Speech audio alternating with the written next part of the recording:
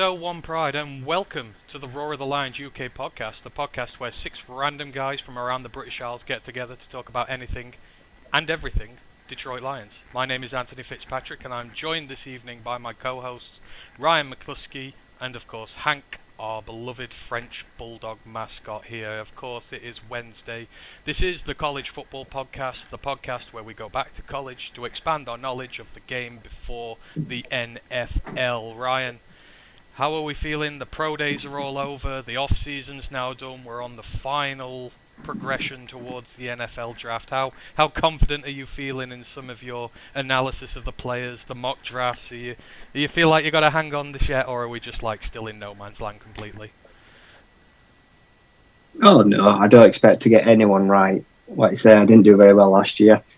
Equal measure excited for it, and also I can't wait for it to be gone, because it's such a stress as well. Like I say, it's a barrage left, right, and centre of things, making notes, questioning myself as well.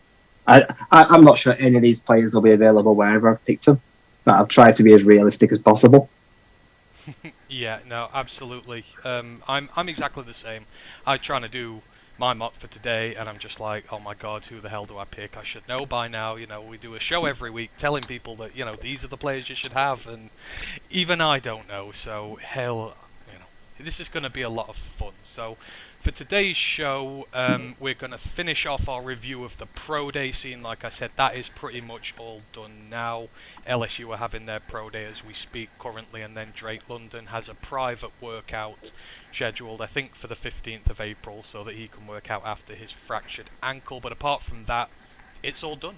So we're going to look at the last few places that the Lions have been, have a look at some of the players, how they've done at those pro days, and then we're going to go on to our mock drafts. Me and Ryan have both done our 7-round Detroit Lions mock drafts, the first ones we've done since the end of the season. Obviously a lot's changed since then. It's going to be interesting to see how we've differed in our views from them, whether we've stuck with the same guys or whether someone has managed to force their way onto the board per se. But before we begin, just a shout out to everyone who is listening. So I know Twitch is quite busy already. Ashley is in there with us this evening. Good evening to you, sir. It's been a little while since we've had you in live. You're usually working, so we'll be nice to Florida State today, at least for the first 5 minutes anyhow, just to give you a little bit of a thing there.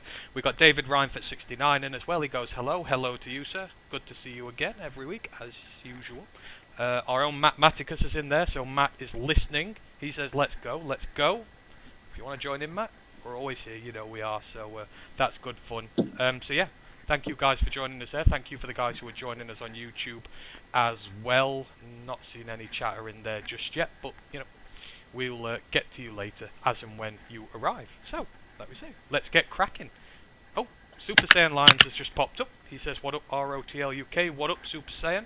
Great to have you with us this evening. We are literally just getting underway. So as I say, we're going to dive down into the end of the Pro Day schedule, just see some of the days the Lions were at and some of the players they may or may not have been looking at. The top 30 visits are starting to come out now, so a few interesting names on there that we'll have a look at as well. But we ended it last week on the 30th of March. Time is really going quickly here. There's a very busy day there. The few bits that we kind of mentioned before we went off the air: Colorado State had their pro day. Obviously that's the home of tight end Trey McBride, who has been everybody's darling tight end in this postseason run here, mine included. He sat on most of his combine results for the day, but he did run his 40-yard dash, and he ran it in a 4.56, which turned a lot of heads there. That was probably, to my knowledge, the second quickest 40 from a tight end this offseason, I think, after Chicosia from Maryland. But, I mean, he's had a wonderful season, and I fully expect to see him go fairly high in the second round now. I don't know if you agree with that, Ryan, but his offseason's been amazing. Yeah, in such a questionable group of tight ends, he has managed to stop treading water. He's pulled himself up, and he has become the consensus number one. He is the complete all-round package, and the 4.56 just put a nice bow on what was a good year and a really good draft off season. So he's heads and shoulders above the rest. Yep, absolutely. maybe a bit too rich for the Lions in terms of where we're picking, but I mean, he's got to be one of those where you're not really going to find me complaining too much if we do go for him. But again, maybe not just too early. The other news that I think we may have mentioned very briefly last week, I know I tweeted it out on Twitter before the show went up. The Lions were one of, I think it was only 8 teams who made the trip to see the Navy Midshipman Pro Day. That is the home of the linebacker Diego Fago. He's been a personal favourite of ours, had a really good Senior Bowl, cleaned out Brock Purdy with a hell of a tackle, which stood him in good stead with both of us, because we're not the biggest Brock Purdy fans on here. But there's been no results released from that day in question, but I've seen some of the highlight tapes that Navy put out there, and he looked like he was in decent shape there, and definitely going to be on the table for day 3, isn't he? I reckon. Yeah, he's a late day 2, early day 3 kind of guy. It offers big special teams values, and then he'll be a good rotational player. Like I say, he could be a strong backup to average starter Sunday. Yeah, absolutely. A lot of potential to work with there, providing Navy are able to let him play. So, cracking into the meat and bones of the 30th now, there were a lot of big pro days here, and one of the favourite areas for me in the off-season in terms of teams has been Maryland. Didn't really think there was a lot coming from there to start off with the season, but 2 guys who've really stood out, who are right up on my draft boards now in terms of certain positions where they could be drafted. So you've got the safety Nick Cross. We've mentioned him quite a little bit now. He sat on his 40 from the combine. Believe he set in fact it wasn't Chicosia, he's a tight end. Safety wise, Nick Cross set the fastest time at the combine by a safety. I believe it was in the low 4.3s. He obviously was not going to try and improve on that. But he did the bench, he did 21 reps, he did his 3-cone in 6.85 seconds, and he did his short shuttle in 4.21 seconds, which are all good results in their own right. Tight end Chicosia Mcconku, mentioned him a minute ago in the wrong context. He sat on his combine 40, he was the quickest tight end at the combine. So yeah, that's where I got mixed up. They both top of their respective fields. So yeah, he sat on his time as well, don't blame him. Did 13 reps, 7.19 second 3-cone, a 4.45 second shuttle, and he did a 9'9" broad jump. And then the other guy from Maryland who may be or may not be anymore in draft consideration is the running back Tayon Fleet Davis. His 40 time was 4.73. Eek. That is not good for a running back.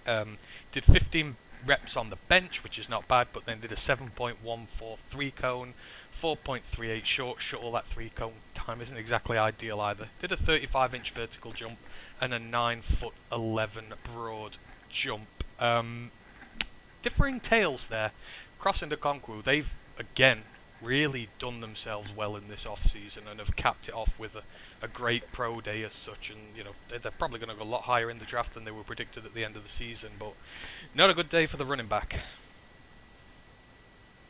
Not a good off-season for running backs. I've been incredibly disappointed with most of the backs. A lot of them have looked very sluggish, so it doesn't surprise me to see another one put in a poor 40. I like Mcconku. The only reservation for me is his size. He's like 6'2", 6'3", 236. He's not very big. So he is not...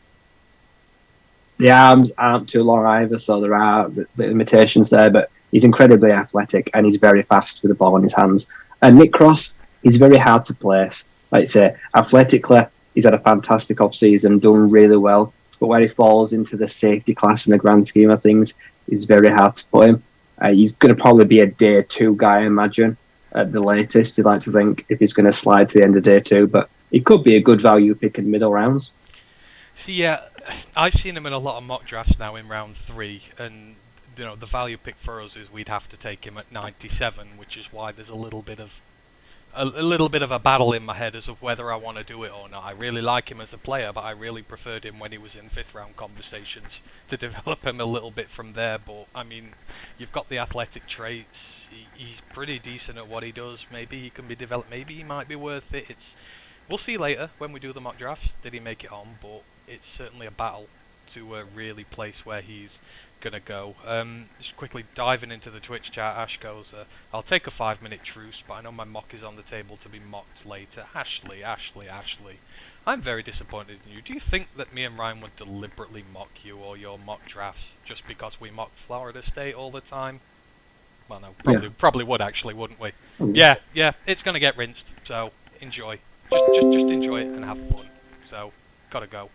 Where are we? Yeah, and he's also put up emoji of me crying after I've been torn apart. Yeah, you might be a little bit, but we'll try and go gently with you, so we'll see. Anyhow, moving on. So the next pro day that we were at, Alabama. Now, obviously, Alabama has a plethora of talent at their disposal. They do every year. Although I was really surprised, I didn't know this. 1948 was the last time they had a first overall pick in the draft. Did you know that, Ryan? Because that seems like one of those things that just isn't physically possible with the amount of talent that comes out of that school. Nope, I didn't know that. For all the quarterbacks that have produced that have been crappy in NFL, I'm amazed none of them went first overall. I know, I did. I thought it was like a surprise. I thought it was like a typo or something, and I checked, and it's like, no, there actually hasn't been a guy from Alabama go number 1 overall since 1948. Now, Evan Neal can snap that, but I mean, got to be a thing if Michigan get one this year. They'll have had one closer than Alabama did. Just quickly going into YouTube, they've got a good chance next year. Oh God, yeah. Will Anderson's right at this moment in time. He's number 1 pick next year, without a shadow of a doubt. So if he carries on his year and Bryce Young and CJ Stroud are not crazy good next year, he's definitely potentially a number 1 pick as well. Just quickly dropping into the YouTube comments, Det Fan Man is here. He goes, hey gents, how's my guy Hank? You missed him at the top of the show, Det Fan Man. He is around. He will come back at some stage. No doubt when he wants a bit of a fuss. So he's asleep on the floor. Oh, he's asleep. Right. He's asleep on the floor. So maybe our mock draft conversation will wake him up. I don't know. We're just gonna have to see what I've got. But maybe if you ask us nicely later towards the end, we'll see if we can get him on there for you. Oh, I've just sort of come back to the screen, and there's now 3 of us, not 2 of us here anymore. Matthew, welcome. How go things? Yeah, not bad. I've managed to steal 30, 40 minutes here and there, so I thought, like you said, free to come on. So I was like, yeah, let's do it. Let's go. Oh, absolutely. Well, it'd be nice to have you on. A bit weird. I've just sort of appeared there, and I'm like, why is there not 2 of us anymore? There's 3. Don't get that. And now I know Ash is why Matt has invaded the pod. I didn't know what he meant at the time. Like, is it like physically invaded? No idea what's going on there. Made Derek laugh anyhow. So, yeah, thank you to all who have joined us. Thanks to all of you who have joined in the studio as well. Right, where were we? We were talking about Alabama's pro day. So obviously the wide receivers, neither of them did anything. John Mechie, Jameson Williams, they are both still rehabbing from torn ACLs, although Jameson Williams did put out some Instagram posts where he looked like he was moving pretty decent at the time. He seems to be quite far along in his rehab. Apparently he's meant to be fully running again by the time the draft comes around, so they're hoping his injury's not going to really delay him too much in terms of when he gets drafted and getting into the league next year. He might be doing alright. So that's good news as far as Jameson Williams goes.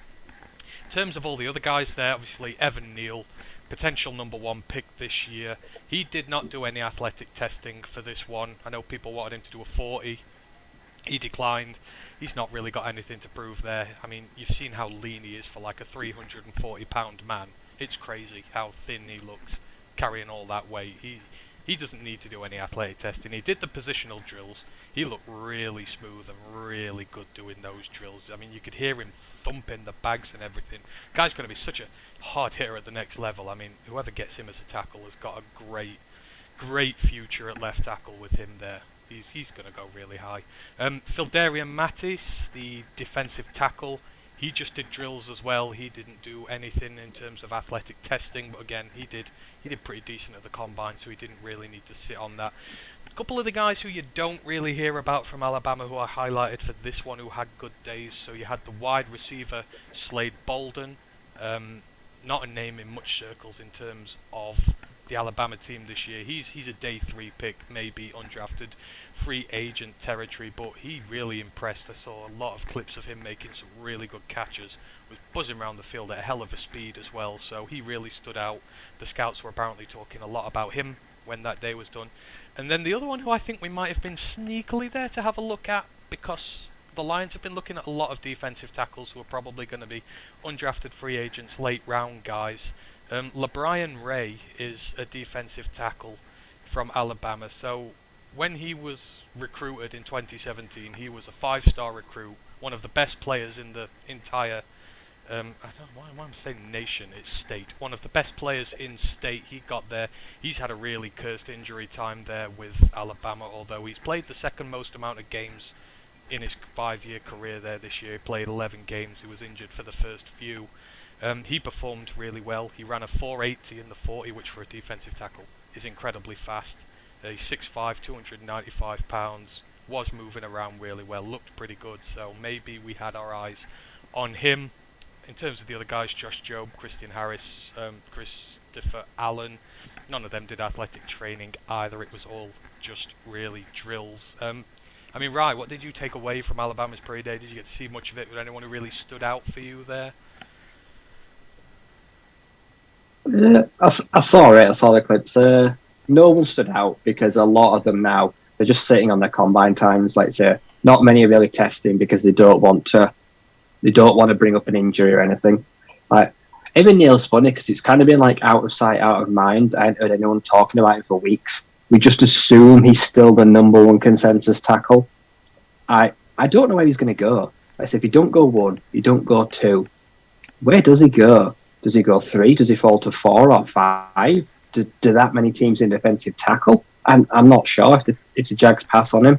But Slade Bolden, okay at collegiate. I don't expect him to do anything at the next level. Like I say, he seems like a nice guy, and he was a good presence, and he played a lot of games for Bama. But I don't think he'll be an impact maker. So I imagine he'd probably go undrafted there. Defensive tackle in the later rounds, if he's an interior defensive lineman, I do have interest in one of those that can stop the run. Let's say now having a 4-man front, I do want someone that can come in and I know can stop the run. So for me, that someone like Lebrian is someone of interest to me. The receivers, I don't want to touch anyone with an existing injury. So I'm sorry, Jameson. I'm sorry, John Mechie. I know you're going to be really good, but for me, it's a nada. I'm just going to pass on them all together right now. But no, it was a solid workout, solid drills, physical. Like I said, I didn't expect anyone to light up any numbers or try and improve on anything. Yeah, I know what you mean, though. I mean, Neal just looks crazy, though. You know, you don't think he's 340. You think he's like 260, 270, something like that, don't you? The way he moves is crazy. But it's weird. I can see every team in the top 5 needs a tackle but us. I think the Texans need one to go opposite Tunsil. You know, the Jets aren't sold on Becton. The Giants aren't sold on Thomas, and they need another tackle anyhow. They had, was it Nate Solder last year? He was one of the worst tackles in the entire league. They've needed a tackle for ages. I can still see him going. I can see there been a run pretty early. Could maybe invoke some trade action. That's what I hope for a long time. Maybe Jacksonville do it. Everyone panics. Everyone wants a tackle. Maybe we're open for business. Matt, in terms of the Alabama prospects, are there any, I mean, I don't know if you got to see much of the pro days there with them. Is there anyone who stands out? Anyone who you maybe want there? You know, cause, like I say, there's a lot of prospects in day one, and there's a lot of late round prospects as well. You sort of got a little bit of everything with them this year. Yeah, a bit of flavour everywhere. It's a shame that Mechie and Williams couldn't try out, because I'm different to Ryan. I'm not a wide receiver 1 in this draft if he was healthy. You know, he's probably the fastest elite receiver out there. So if you can pick him up at 32, I think that's an absolute steal, and I'm willing to take that risk, especially since, as we're not a competing team, it's not like we can't afford to miss. It's like, we can't get much worse. So sometimes it's worth taking a flyer. But I don't think he's going to fall that far. I just think he's too good. My main fear with him is that he falls to Green Bay and is just a complete success. Evan Neal, I think the popular theory is that he falls to 4 at the moment. So, it looks like Icky has jumped him. And he's, odds-on favourite to go 3 to the Texans now. And that means that the Giants are free to pick him up at 4, and they are really tackle needy. And I see no reason why he falls past the Giants. The Giants need a tackle, and if both of them are on the board, I think it's a really interesting question as to who they want to take. But with Icky gone at 3, it's a no-brainer for them to take me at 4. But Lebrian Ray is definitely the one that interests me. He's always kind of available at the top of the 7th round whenever you do mock drafts. And you see Alabama defensive lineman. You think, well, there's got to be some pedigree there. And I just went on to the relative athletic score because it hasn't been updated yet from the Pro Day 7 days ago. And I've just plugged in his new height, which was slightly higher than previously recorded, and the new 40 time. And he's bumped up from like a 6.5 rounds to an 8.14, and that 40-yard dash time puts him at 9.49 on that scale. Like he's one of the fastest D tackles out there. So, that could be. You talk about injured guys and not wanting to take them, but in the 7th, sure, why not? I mean, we do have a defensive tackle need, and defensive tackle is one of those positions you can get late and get value. So I like the idea of taking it. Yeah, like to be. And like I say, I just think the trend from the Lions through this entire Pro Day process, they have been looking late at defensive line. I will bet the bottom dollar now that there's a defensive tackle on day 3, or there's a lot of them that I know in free agency now, just because it's the way they're going there. So, but yeah, he is interesting. Like I say, he was one of the best recruits in the entire state when they got him, and it's just injury that has kept him away. He played 13 games in his second year. He's played 11 this year, which, as I say, is the second most. So you hope if that is out the equation, then, you could get a steal within day 3. So that is a name certainly to watch out for. Deathfan Man in the chat goes, well, the best OT fell to 7 last year, so who knows? But I mean, yeah, he did. But also there were 4 quarterbacks in that draft, so that maybe if it was a quarterbackless draft like this year, Penny probably would have been pick number 1, I guess. I don't know. I can see him being pick number 1. I think it was the quarterbacks that really pushed him down there. So, that specific question was asked on PFF's Tailgate podcast last week, and they were unanimous, both of them, in saying that Saul would be the number 1 overall pick in this draft if he was in it, for sure. I think it'd be positional value as well, wouldn't it? Yeah. He's got the tight end in front of him. I think Chaser got 2 as well. Yeah. Oh, yeah, I think so. I think it'd be positional value that would decide that. You wouldn't take a receiver first, you'd take a tackle first, then you'd take the receiver afterwards. But yeah, he'd absolutely be the number 1 pick this year. Super Science says, do you guys see any possibility that the Lions trade back with Washington? Feel like we can get the most back from them? I mean, it depends what Washington want, really, isn't it? I mean, you look at their draft needs. Do they want to go quarterback? I mean, if it is a quarterback, then possibly. They need offensive line help. Obviously, they let Brandon Scherf leave, so they've got a hole at guard now. Maybe something they'll sort with a tackle who they can move in there to start with. I don't know. What do you think, Rye? Washington, do you see any business being done there, or do you feel like I don't know? It's hard to say. Like, you don't know what the need is. I saw someone today say Terry McLaurin could be available, so maybe they're opening up a hole. But if he is available, that brings into question on what is their draft strategy. Do they want to look past him, or does he want out? So I don't really know what direction they go in. We know they need. Well, they've got a bridge guy now, even if he's a bit cruddy. Yeah. But yeah, they've got a lot of holes there as well. I think a trade to 2 insinuates that, and if it's a quarterback, that's like, well, he's our guy. You don't trade up for a quarterback unless you plan to start him, unless you're Green Bay and you want people to laugh at you, which is hilarious. I don't know, Matt, what do you reckon? Washington, any business going there? Yeah, I could see it. I mean, I think they've taken a step back at quarterback, taking Wentz, to be quite honest. They started last year with Fitzpatrick, I think, as a starter. I mean, he only lasted 1 game, I think, before he went off with injury. But if you offered me Wentz or Fitzpatrick, both healthy, I'm taking Fitz. So I really feel like they've taken, if anything, if I'm wrong, I don't think it's anything more than a very, very small step forward and mostly a step sideways. So I just hate the move, especially giving up capital to do so. Especially when now you could probably get Baker Mayfield and picks to take on that contract. So I think they just feel like fools right now. But having a look at their needs, it's difficult. So according to PFF, their needs are quarterback, guard, center, linebacker. So unless they're going quarterback, I don't see why they're trading up. So if they want Willis, if they want Pickett, fine. in terms of capital, they've got like a normal amount of capital remaining apart from what they gave up for Wentz. So sure, if we can get next year's first from Washington, that could well be a top 5 pick. Well, I mean, fantastic. I mean, Super Saiyan goes, I do see a offensive tackle for them. Well, if they do want one, they're going to have to move up. Cross is going to be gone by then. Penning may even be gone by then. They want a centre. Linderbaum's probably going to be gone by then. Or at least I have him mocked that way anyhow. So if you're going to play the offensive line card with them, then I could see it, but I don't think it would be for a quarterback. Right, now Ash is posting cryptic things here. He goes, athletic DT from Bama who didn't really perform in college. Sound familiar? Am I missing something here? I'm trying to... Is there anyone else who fits that bill? Obviously, we're talking about Ray a minute ago, but I don't know who he's referring to. I'm trying to think. Is Nick Williams from Alabama? No. I guess it's someone we've had and been crap. Yeah, well, on the defensive line, that's a long list of people since Sue and Farley left. Is that not... He's playing with us here. While we think Austin, about it... Is that not Austin Bryant? Oh, yeah, it is, isn't it? Is he? Oh, no, he's Clemson. He's Clemson. Sorry, he's Clemson. Beg your pardon. Right, well, while you're thinking about that, we've had a lot of people join us in Twitch. So Big Aries is in. He goes, my fear as well, the Packers getting good players. Well, hopefully they stay away from the receivers just to really annoy Aaron. That would be absolutely fun. David Reinford goes, I ran a mock draft simulation in Green Bay, selected Sam Howell and a defensive tackle in the first round. That would be glorious.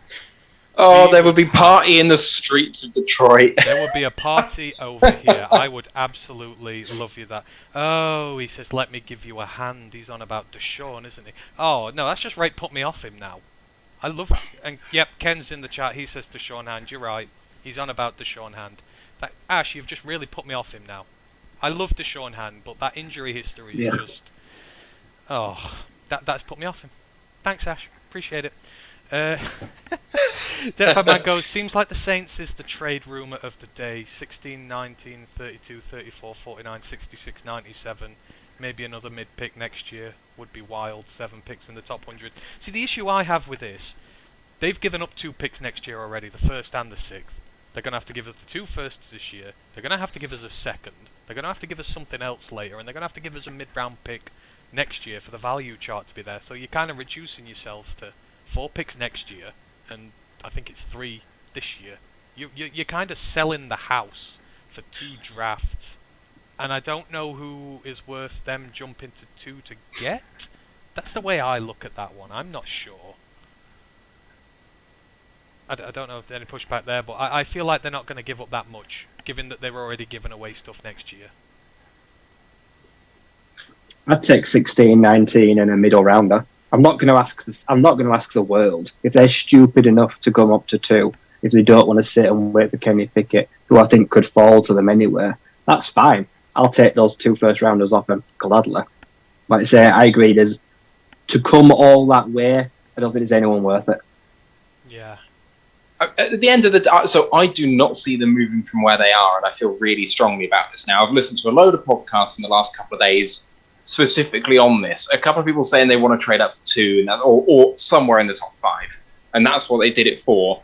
But then a load of people just saying there's loads of good talent beyond the top 5 this year, and they probably just wanted to get another pick to get a really good player. And I really like that idea. And if they offered me 16 and 19 for 2, I'd be really close to accepting it. I'm not 100%. But when you run the Sims, so I've done a full first round mock draft in preparation for our show next week. And if you have a look at who's available at that sort of range, so I had Jameson Williams going 15 to Philly. The Saints take Trevor Penning. You've got Jordan Davis, Andrew Booth, Chris Olave, Devin Lloyd, George Karlaftis, Treylon Burks, Quay Walker, Devontae Wyatt. Like there's Kobe Dean. There's so many players that I want in the middle of that first round that I think straight up I would accept 16 and 19 too. Just to make it happen, because at 2, okay, we get Kayvon Thibodeau or we get Kyle Hamilton, but we could get Lloyd and we could get Karlaftis. That's better. That's just 100% better than getting Hamilton on his own or Kayvon on his own. So just do it. Don't worry about what the trade value chart says, because if they can get a cheaper deal for 3, they'll take it. So be the guy that trades down, and if you have to go a bit cheaper for it, fine. Yeah, no, I can see the logic there. I do agree with that to agree, yeah, maybe. Super Saiyan Lions goes, Lions could draft Karlaftis and Lloyd with those picks, and Lions just fix the front 7. Yeah, he is a good one with it. There we go. To be fair, yeah, I would like something similar to that, but I'd also like the trade value as well. It's just me. Maybe me being greedy. That fan man says 16, 19, 49. Maybe throw in a 4th rounder there as well to make up that 70 spot gap we've got. You can always find someone good in the 4th. Okay, maybe. Let's see if the Saints will do it. Who knows? Right, anyhow, let's dive back into the Pro Day stuff, because we got a little sidetrack there. So, yeah, that was everything in terms of Alabama. Now, the very interesting one. So we're going to the Baylor Bears next, and obviously we've talked about the Baylor Bears a lot on this podcast, me and Ryan. We really like them from last year. Some very intriguing prospects there. But the Lions are taking a very long, hard look at one of the guys who we weren't so sure about on this team, and to be honest, I didn't really know a great deal. We're of course talking about the wide receiver Tyquan Thornton. You might know him because he set the fastest time for a wide receiver at the Combine recently until he was upstaged. I think it was the fastest time altogether until he was upstaged by one of his teammates. But the Lions sent wide receiving coach Antoine Randall L to the Baylor Day to put him through his paces. So his season, he had 62 receptions, 948 yards, average of 15.3 yards per throw, so pretty decent in the deep threat territory, 10 touchdowns, also got a passing touchdown, and I do remember that. It's probably the one thing I remember him for last year, that passing touchdown. On his pro day, his 3-cone was a 7.25, not the quickest, a 4.39 short shuttle, 38.5-inch vertical jump, and a 10'11" broad jump, which are both fair in their own rights. I mean, what do you see with this? Obviously, they've sent Randall L out there to scout him, so there's interest there. I've seen that there's been lengthy discussions with him as well. They talked to him after the pro day, so there's something there. What do you reckon about that one, Ryan? Because he wasn't the guy from Baylor we thought that we'd be talking about and that we'd be interested in.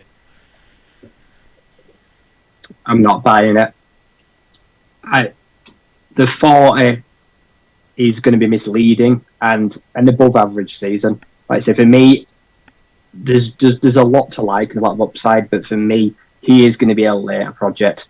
I really don't want to reach for the guy because I am not super sold on him as a long-term wide receiver or X. Like I say, so I'm fine taking him day 2 onwards, like say late day 2, but I don't want to get suckered in by that super athletic because we've seen a lot of teams stung by that before. I'm pretty sure the numbers before this year were slightly better than average as well, but he's never been an incredible standout, but he is a good athlete, so I probably wouldn't want to take him before round 4, to be honest. I think but if we have sent Antoine Randall, so I feel we're probably considering it, maybe. I think the last time I checked, he's a day 3 pick. I think that was the consensus. I've not seen him any higher than there, not even close, but I just think it's interesting. I could live with that. Yeah, he's gone out there, so he's obviously under consideration. Randall L hasn't gone to everybody's pro days, so, I mean, it's interesting that he's gone, so he's certainly a name to keep an eye out on.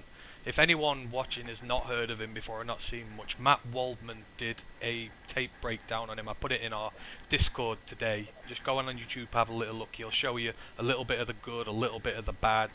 There are some traits there to work with, and it's promising, but there is a lot of work to be done, so he's not going to be an instant impact player to start with. Just to round out the Baylor ones, and we'll talk about it in a bit more. So obviously, I told you he got outstaged at the pro day in his 40, and that was his teammate, the cornerback Kalen Barnes. He is now the new fastest man at the Combine ever when it comes to the 40. He ran it in 4.22 seconds. Obviously, he wasn't going to try and beat that at his own pro day. He sat on that. He did the other drills, though. His 3-cone he did in 7.44 seconds. The short shuttle was 4.58. The vertical jump was 40 inches and an 11'1" broad jump. Both of those in fairness, are quite impressive. And then you've got the safety pairings. So obviously Jalen Petra had a lot of love recently. He ran a 4.46 in his 40, had a 4.15 short shuttle, had a 9.11 broad jump, and then his partner in crime, JT Woods, 14 bench reps, 6.94 3-cone, and a 4.19 short shuttle. Now, obviously, Matt, I know you're a guy of positional value. Maybe the safety isn't going to be number 2 pick in the draft, but Baylor have 2 very good safety options there. What have you made of their pro days, and has any of them won you over maybe to drafting them later on? I mean, I think that they've both performed admirably, haven't they, really? I know that Petra's a guy that's kind of mocked at the bottom of the first, top of the second. Kind of like Dax Hill, isn't he, in terms of position? They're both kind of projected as a sort of slot corner or strong safety, like kind of around that box sort of area and affecting things at the line. And so you do need to be shifty. I think that short shuttle time is going to be really important. Both under 4.2 is really, really good. I know there's a lot of love for Petra every time we get in on the chat. So I know that the Lions fans are going to be really, really happy if they take him. I've not seen enough of either of them on the field to talk about them particularly, apart from the stats that you've got there. On Thornton, he's 215, I think, on the Draft Network's board. So he's like a late round 6 pick at the moment. So I can live with that. But, I mean, I'm going to feel like this way with every pick. It's Anthony Schwartz last year. He can run fast. Can he do anything else? And the can he do anything else, I guess, is why Randall is there. Just to talk to him and find out whether there's anything upstairs. Because if he can understand the concepts, maybe you can actually turn him into a football player. So I'm hopeful that Thornton can be a part of this team. He provides something that we don't currently have. Schwartz got vastly overdrafted last year. I remember me and Ryan saying, oh, yeah. I think me and Ryan classed him as, was he our top overdrafted pick last year, Ryan? I think we kind of, he's there, isn't he? I think he went in the 80s. Yeah. He went in the 80s and 90s. We got him like 160, 170. We got his running mate at Auburn before him. I can't even remember the other one's name now.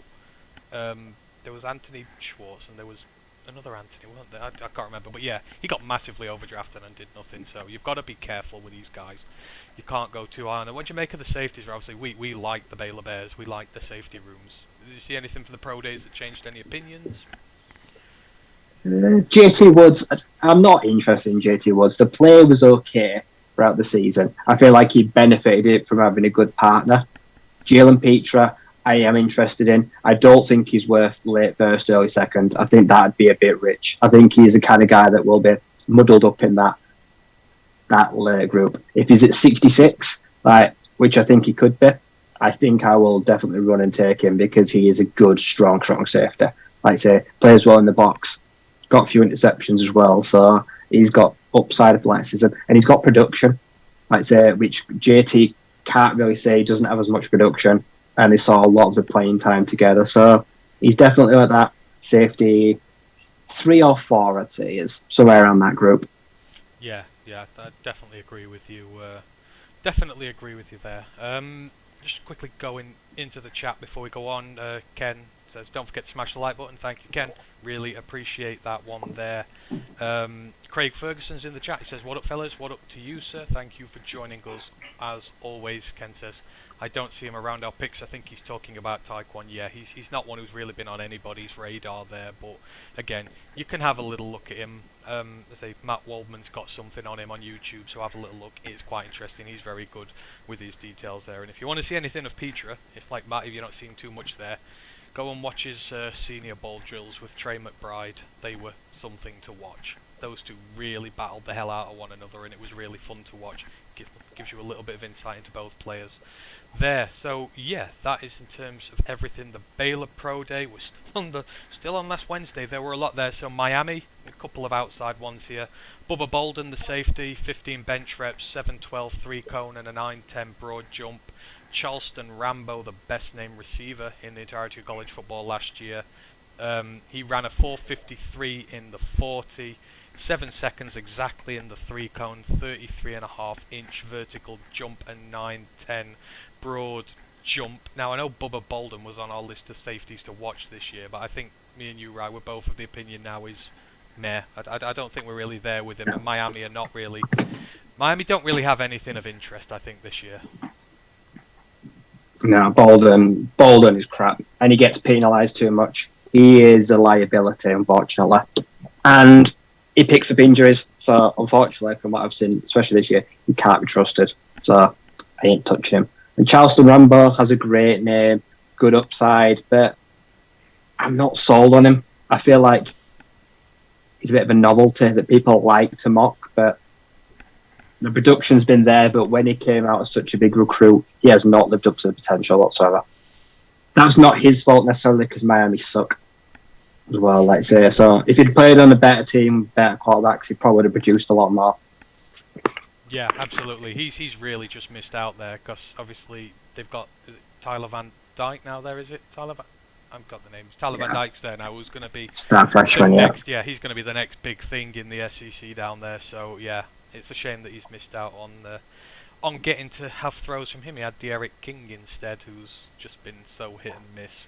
He was working out at both receiver and quarterback, and I didn't see anything there. I was not impressed, and I think he's going to struggle to get an undrafted free agency role there, personally. But yeah, he's not getting drafted, I think. No. Absolutely not. Anything to add on the Miami ones, Matt? I don't know if anyone... No? Yeah. No.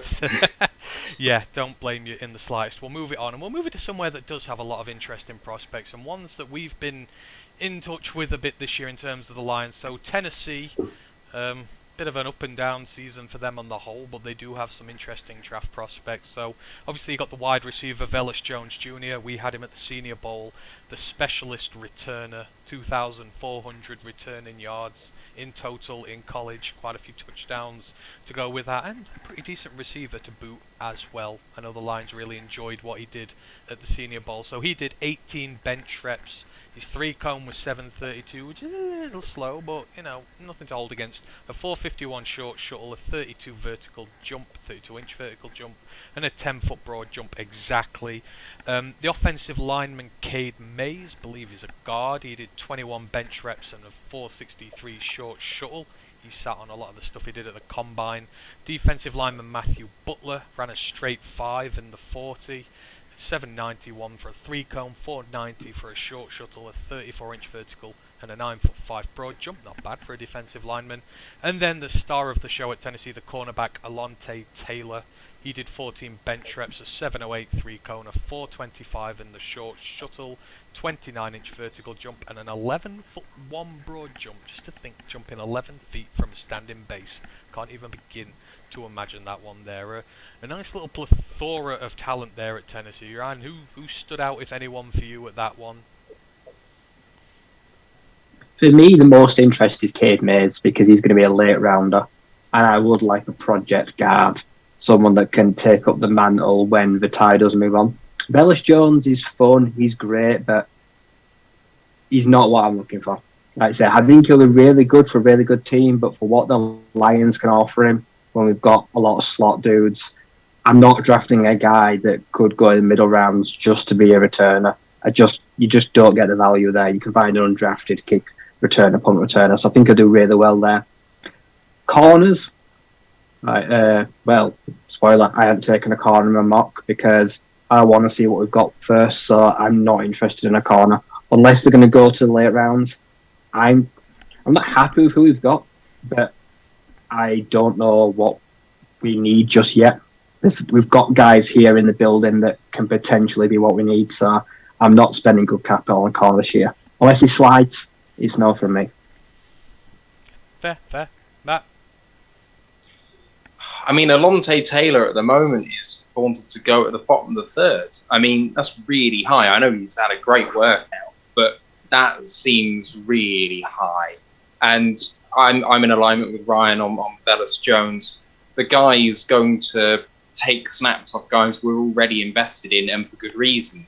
And, you know, I don't want that. And, you know what, he would be an upgrade at returner. But are you really going to take that in the 3rd round or the 4th round? I don't think so. So I think we're better served elsewhere. But guards late, you know, with our 2 6th and 2 7th round picks, they need to be in play. We need more depth there. So guard or tackle, I'm happy for either. We're set at centre. We've already got 2 backups, but guards and tackles, left or right side, one of each would be great. And Mays has put himself in the window. Yeah. Don't think I can really add much there. It's like an intriguing group of guys. Maybe some we don't need, some possibly we do. So yeah, keep an eye out for them days 2 and day 3. Craig Ferguson agrees with you both. He goes agreed. No on the corner, which is fair enough. Super Cyanline says to the panel, what do you guys think of Kevin Austin Jr., the wide receiver from Notre Dame? Tall, fast, great hands also. I think we got asked this one the other day. I feel like we got asked this one last week as well. But, I mean, to be fair, I can't really have much there because I've not seen... There's only one prospect I've been looking at from Notre Dame this year, and it's not been a receiver. I don't know about you, right, whether you can add a little bit more to that one. No, I think someone asked, and I think my reply was, sorry, I don't know who that is. So I still don't know who that is. That is not someone that I've looked or seen. Sorry about that, Super Saiyan. I promise you, I'll have a look at him this week, and come on next week's show, and I'll give you an answer for that one. There's that many college prospects around that some slip through, unless Matt can add anything extra in. Well, I mean, it's more just I can fill in a little bit of stats for you. He's only a 1-year guy. He's been at Notre Dame 3 years, but he's only been a starter for 1 year. 48 receptions, 888 yards, 7 touchdowns, 18.5 yards per catch. And he's also done a bit of rushing. Well, actually, sorry, 1 attempt, 8 yards, never mind about that. Special teamer, 2, I think, but his RAS score was 9.94, so 148 10-yard split. Great agility, elite speed, elite explosion, good size. So he's offering you a bit more athletically than someone like Velus Jones is, but he's actually mocked a full 2 or 3 rounds lower. I think he wanted to go in the 6th round. But in a Notre Dame offense that kind of struggled last year, he put up stats, and so he's got a bit of production. He's got the athleticism. I'd take a flyer on him maybe later on, but I need to watch a bit more tape. But that alone is pretty encouraging compared to someone like Velus Jones. Yeah, I'd caveat it by saying I'd give any wide receiver from Notre Dame a pass this year, given the quarterback situation that they had. They were switching between 3 guys, and me and Ryan made no bones about the fact that their offense was not the greatest this year. So if he's put up stats having 3 guys rotating in and out all the time before Cohn got the job slightly later on, then yeah. But I say, well, we will have a look, and we will get back to you with an answer on that one as we go. Super Saiyan says he had a great combine as well. I think Matt's just filled that in there. He's done pretty well. So as long as you've got the athletic traits and you've got the teachable abilities, then yeah, you could you always be on the draft board. Just finishing off the 30th from last week then. One of Ryan's favourite teams from last year, Wake Forest. We did go down there and take a look at the prospects on offer. Unfortunately, there's not a great deal coming out this year, not with Sam Hartman going back into college for another year. Their one guy who is graded as draftable is the offensive tackle Zach Tom.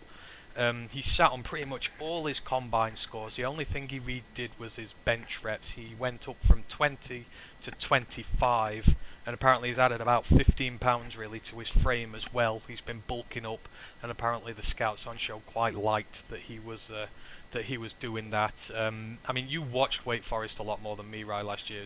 Is there much to say about him? Is he worth one of those maybe late round flyers on a bit of offensive line depth? Are you intrigued? No. Not the line wasn't great this year. Sam Hartman was making up for a lot of their flaws there. I think I saw a video on Twitter today of Jaquari Robinson, the wide receiver. He was running a 40 time, but he didn't do it at the Wake Forest Pro Day. I don't know where it was. I think he ran a blazing 40. He's the wide receiver that's entering the draft. Yeah, I think so. He is someone that could look at. But no, it's not got a big class for them. There's actually not many people even declared. The one player I want from them decided to return to college, J.T. Perry. Yeah, the receiver's gone back, the quarterback's gone back. I mean, isn't the kicker declaring? Is the kicker? Yeah, Nick Skiba's draft eligible. Yeah, he could get drafted as well. Yeah, Nick Skiba's there as well, I guess. I didn't really see any stats as far as he goes, but yeah, we were there. We've had a look, so I don't know if we're going to look at a kicker or not, but I guess they're looking a lot at the line. They always do there. The other one we went to on that day was Northern Illinois, the home of Ryan Dengel's favourite team from Bear Down Report. He's a Northern Illinois fan. They had a really good year, but in terms of draftable prospects, it's kind of just undrafted free agent stuff really this year. Nothing really to write home about. Just quickly in the chat, Ken says Austin is 5'7", Super Saiyan says Austin is 6'3". I think Ken's thinking of Calvin Austin, not Kevin Austin. Two receivers who are Austins in the draft this year. That's probably where the thing. Calvin Austin's the one from Memphis, the really small but incredibly bloody quick one. He's so quick it's unreal. He might be on a draft board somewhere for the Lions. I wouldn't be surprised in the slightest. Just wanted to follow up on Zach Tom, because I just wanted to kind of talk about him a little bit. Go for it. Bottom of the third round guy is where he's wanted to go. Most places have him as a tackle, but he's 6'4", 300 pounds. So he's small and he's light for a tackle. But if you project him inside as a guard, he had one of the best combines of any offensive lineman in this year's class, 9.97 RAS grade. So he is supremely athletic. Ran a 4.9 4.40. 1.63 10-yard split is 9.97 for all interior offensive linemen. Elite explosion, elite agility, elite speed, just a little bit small and light. If you can add a little bit more weight, me and Ryan were talking about trying to take an interior guy. Now maybe late thirds, comp pick at 97 could be in play for him if he falls just a little bit from where he's meant to be. Yeah. As a prospect, yeah. Yeah, I'm the same. If for offensive guard depth, it's end of day 2, day 3. If you're looking for your O-line depth, because we've got a good starting bunch, you've got time to develop the guys in behind them. So anyone who fits that category, I'd absolutely get behind. Again, if they've got the intangibles and they've got what you need, then go for it. So yeah, right. That is everything in terms of the 30th that the Lions did. Moving on to the 31st, which was last Thursday. 4 big pro days on that day. So Appalachian State was the first one, and again, another interesting one here. Talk about all these defensive tackles, these D linemen, the undrafted day 3 guys that the Lions are meeting. Well, it was no different here. So the Lions met with defensive tackle Demetrius Taylor at the end of his pro day. He plays for Appalachian State. He is currently ranked in the UDFA territory, not far out of draftable range though. His pro day, he ran a 5.02 in the 40, not bad for a defensive tackle, 27 bench reps, an 8.03 in the 3-cone, a 4.50 in a short shuttle, a 30-inch vertical jump and an 8'1" broad jump. Usually broad jumps are a lot smaller for these DTs. They are a lot bigger. And then the only other draftable guy who's coming out of Appalachian State this year is the linebacker Demarco Jackson. We had him on our senior bowl team, but there's a lot of development work that needs doing with him. He's probably going to be a later pick again. He did 19 bench reps, 7.19 3-cone, 4.29 short shuttle, and a 32-inch vertical. So, not expecting anyone to know a great deal here about Demetrius Taylor, but I mean, what do you make of this? The Lions are very actively going after a lot of D linemen who are day 3 or maybe undrafted free agency. They seem to be doing more research into this field than anywhere else on the team. It's intriguing. I think I can see why. A lot of people, I'm opposed to it high, but later on, I'm definitely in the market for someone that's definitely good against the run. The workout for me wasn't very good. None of those numbers were good. They were above average, let's say, a bit slow. The broad jump only 8 feet, even for defensive linemen, that's not very good. Like I said, I don't think it was okay. If he stays undrafted, that's fine by me. Like I say, but based off what I saw, what I've seen, I wouldn't be throwing a flyer at him. Like I say, but I have got a defensive lineman late on, so I am certainly in the market for one, especially now I've gone to a forefront. I think it's one of the surest picks you can make in the draft at the minute is a D lineman late on because of the amount of guys who were there. I don't know, what do you make of this strategy, Matt? Would you agree that's the sort of place to be looking for a D lineman this year? I mean, it's good that they're looking through all this talent. They're looking out even outside the draft. They've been very thorough, if anything else, but it's a very specific area they're looking at. It's not happening with all the other positions.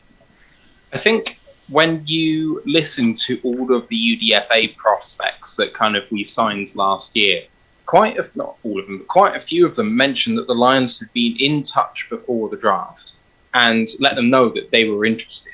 And that, when the draft came around, they went undrafted, and then the Lions called.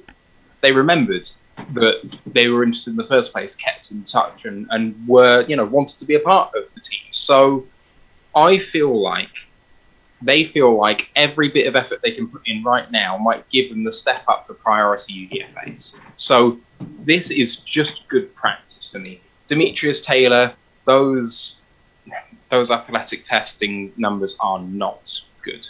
Like 8'1" broad at any position is really poor. Okay, 30-inch vert is fine. And 4.5 short shuttle is really impressive, actually. But 8 seconds in the 3-cone, that's rough. If you're a UDFA and, you can be taught a bit of technique and, you can fill a practice squad place, that's fine. But we do have lots of practice squad DTs. You've got Bruce Hector, who's a mainstay in that position nowadays. So, do we need one? We're going to get one. I know we will. We always will. But we have a lot of guys who already fill that lot. Yeah, I fully agree there. I mean, although Depth Fan Man says it's very difficult to have too many D linemen. That is true. The more depth, at least they've been thorough. They're going through everyone and they're giving them a thorough grilling first, seeing if they can find these next guys. So I'm never going to critique that. I just think it's interesting that it's one certain specific position they seem to have really gone after. Depth Fan Man's also put in the end of the chat about the Austins. He's mentioned Stone Cold Steve Austin, and now I've got like a million different memes I want to use from one of our Austin receivers getting a touchdown. So I kind of want to draft one of them now just for the Twitter content. That would be hella fun to do. So again, just quick shout out to everyone who's listening. I've got loads of people in on Twitch and YouTube at the minute. Thank you for joining us this evening. If you've got any questions about the draft or anything as the night goes on, just put them in there and we'll answer them as we go on. But for now, we will just crack on with the pro days. So still on the 31st. So Oregon State, the Lions went there. I ain't got nothing to report from that one. These are all undrafted free agent guys from this area. Nothing really much has come out from there. So we'll kind of leave that one as and when it is. Next one's Texas Tech. A lot of players worked out at this again, but again, there's only one guy who people are really focusing on. This is a guy who appears in a lot of Lions mock drafts. Obviously talking about the wide receiver Eric Ezukanma. So he ran a 4.53 in his 40, did 10 reps on the bench, not a great amount, did a 7.18 in his 3-cone and a 36.5-inch vertical jump. So the Lions fans like him. You guys, you were sold? Yeah, I put him in my mid-season mock because I was watching him at the time. But he's running back. He takes jet sweeps. He takes hands off. He is a very versatile player. Like I say, he also, for not the biggest size or frame, is a good blocker, can play outside receiver. He does a lot of everything pretty well. I think there is potential there in rounds 3 and 4. Solid day 2 option. I think you can mould him in what you want him to be because he's willing to do a little bit of everything. I think he's got good upside and there's a little bit of speed there. Like I say, he's a good ball carrier when the ball's in his hands. Like I say, he's got a good nose for the end zone, and he had a pretty good year in a team that I watched a lot of that was stunk. He had some rough quarterback play, and he managed to make those quarterbacks look good.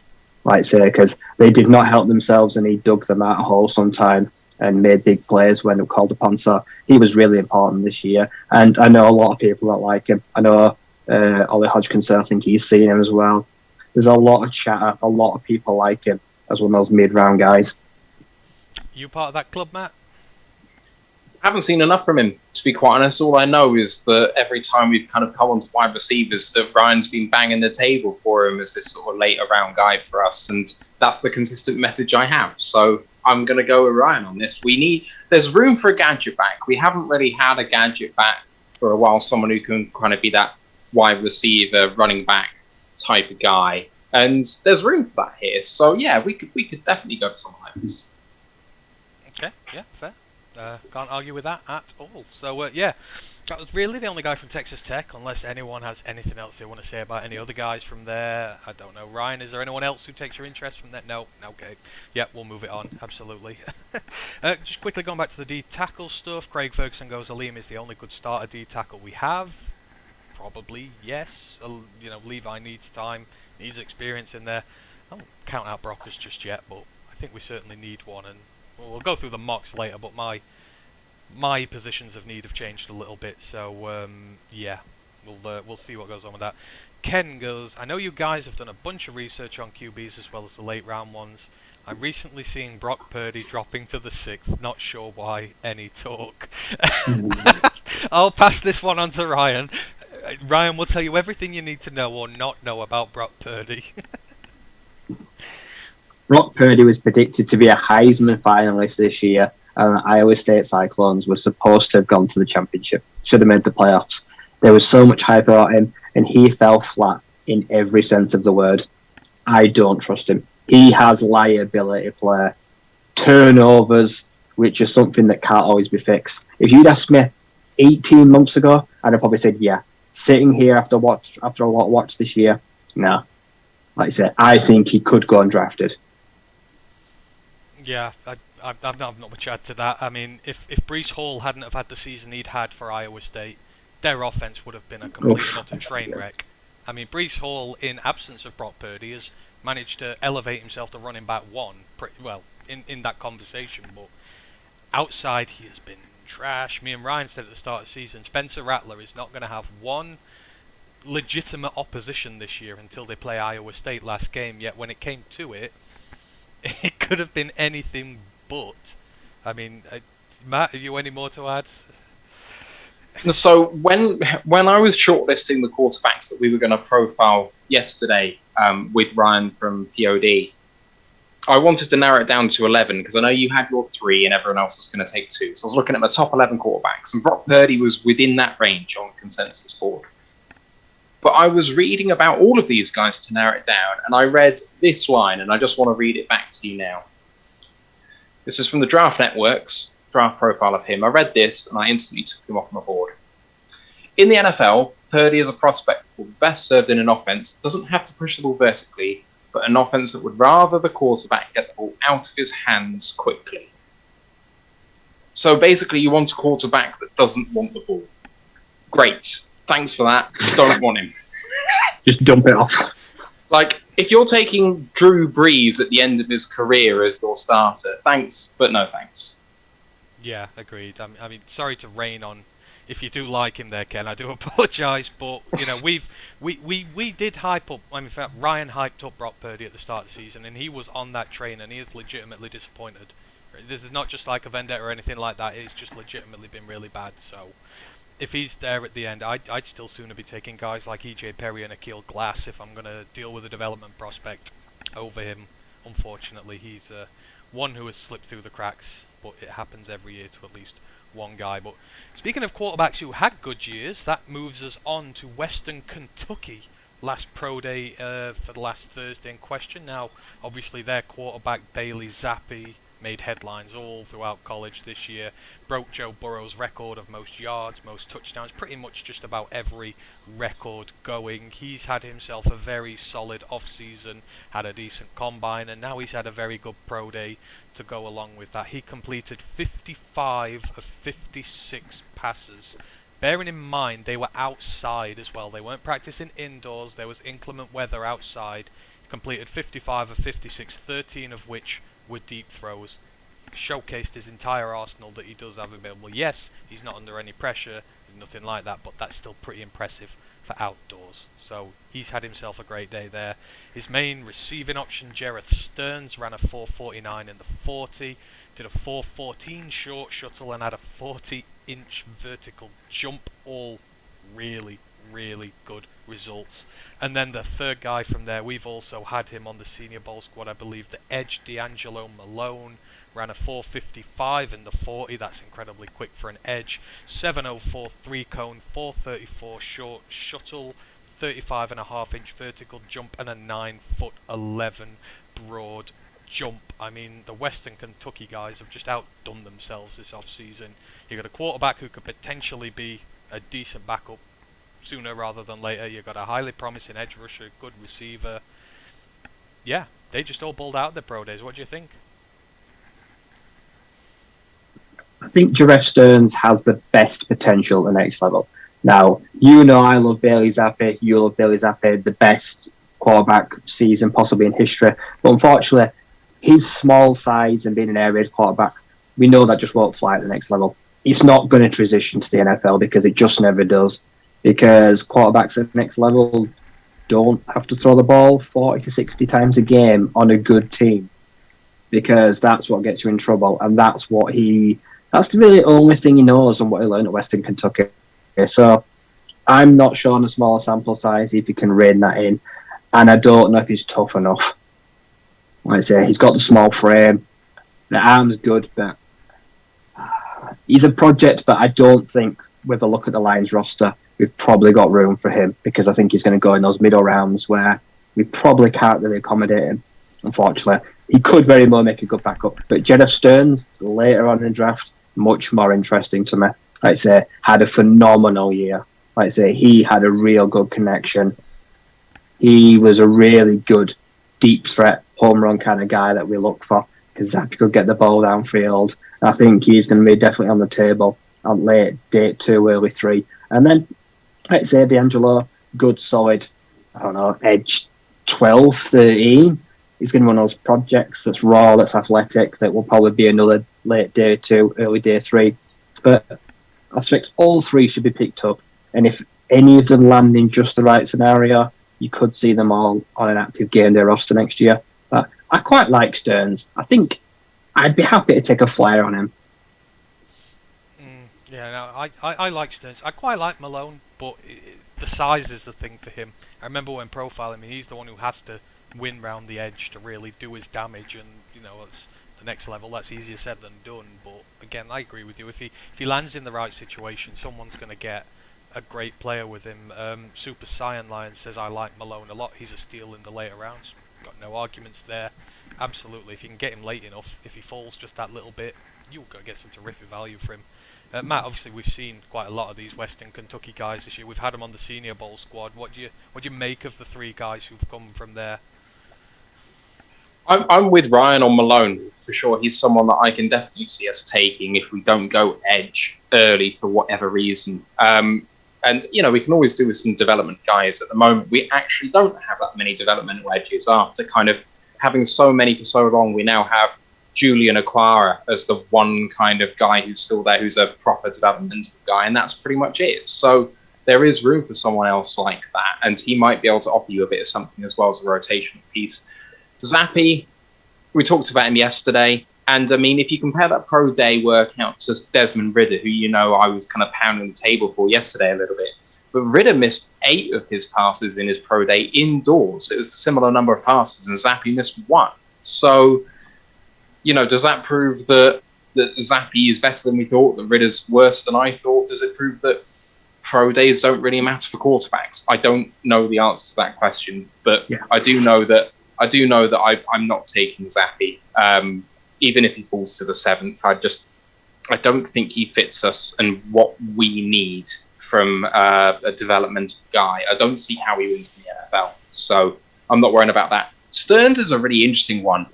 So I've just been looking at my consensus board that I built a month ago, and I just kind of quickly updating it. It's kind of holding firm. He's meant to be an undrafted guy. He's kind of ranked around 270 to 300. And I think a lot of that's due to his physical profile. He's 5'7" and he's light.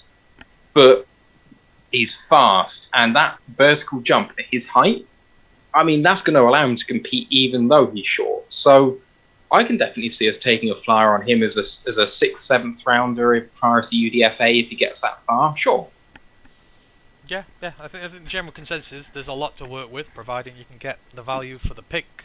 I kind of agree with Zappy. I don't know whether he will fit us or not, but I do remember we were doing the show yesterday, and I saw one comment that I forgot to reply to from William Birach, and he is a guy who I talk to a lot on Luke's podcast. He's very knowledgeable. He works with one of the college teams himself, and he seemed to imply that it wasn't an air raid offense at Kentucky. They seem to play a different way, and he might translate better. I need to talk to him about that to see if there's anything that I've missed, but it certainly looked air raid to pretty much everybody, so we'll have to wait and see what that is. Oh, Ashley's just popped up in Twitch. Actually, you've just saved me a job there, Ash, because the Twitch chat went quiet and it said the link was a little unstable. I just wanted to make sure you were all still there.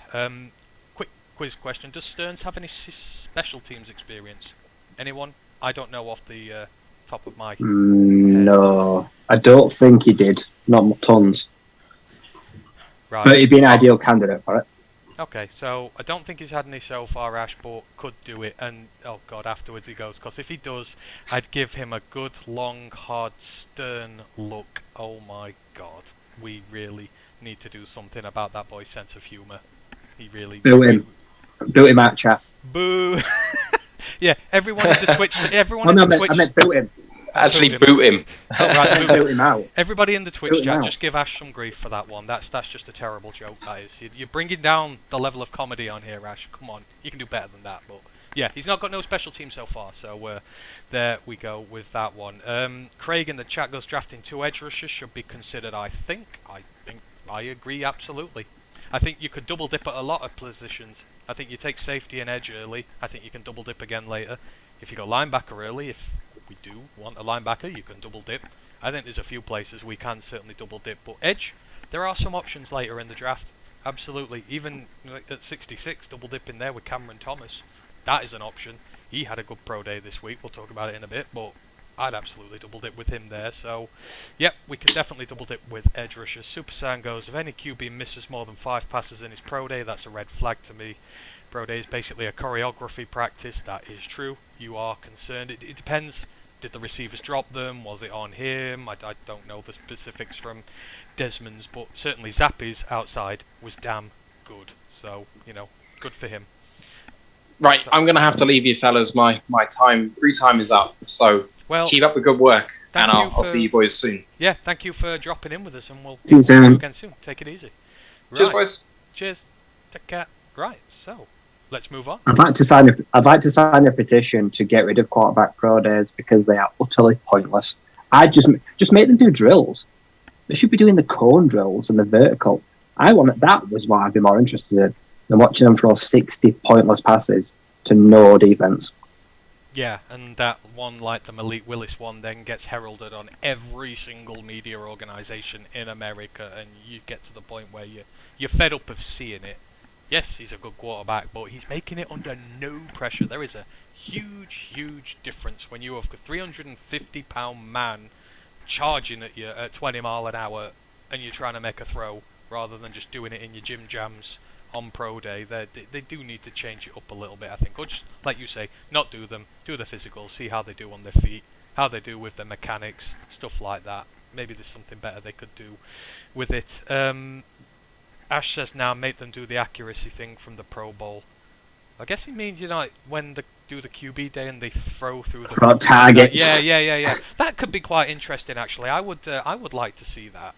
So yeah, I'm all for that. Absolutely. Anyhow, cheers for all your questions, comments. Keep them coming in, but we're just going to quickly dive back into the Pro Day stuff for now. So that was everything on the 31st. Then got to the 1st of April. April Fool's Day, but there was nothing April Fool's-ish about the contingent that the Lions sent to watch one Kayvon Thibodeau. 7 staff altogether. Brad Holmes, Chris Spielman. We had area scouts. I believe there was some of the other coaches there as well. This was a really well-attended pro day, and the Lions making absolutely no secret of their interest in him. I said in the podcast yesterday the reason they've sent so many guys is probably because they are conflicted about him. You need the most amount of opinions in the room to try and come to a consensus. I think that really sets it out there for me. But in terms of the day himself, he didn't do a great deal wrong. He did 723 in his 3-cone, 438 in his short shuttle. He broad jumped to 911. He looked 9'11". He looked really good in his positional drills. The Lions spent a very long time talking to him when this was done. think it's very obvious, right? They've gone there to try and get as much intelligence as possible because they are still split. I'm slowly coming to terms with that. I think he's the guy.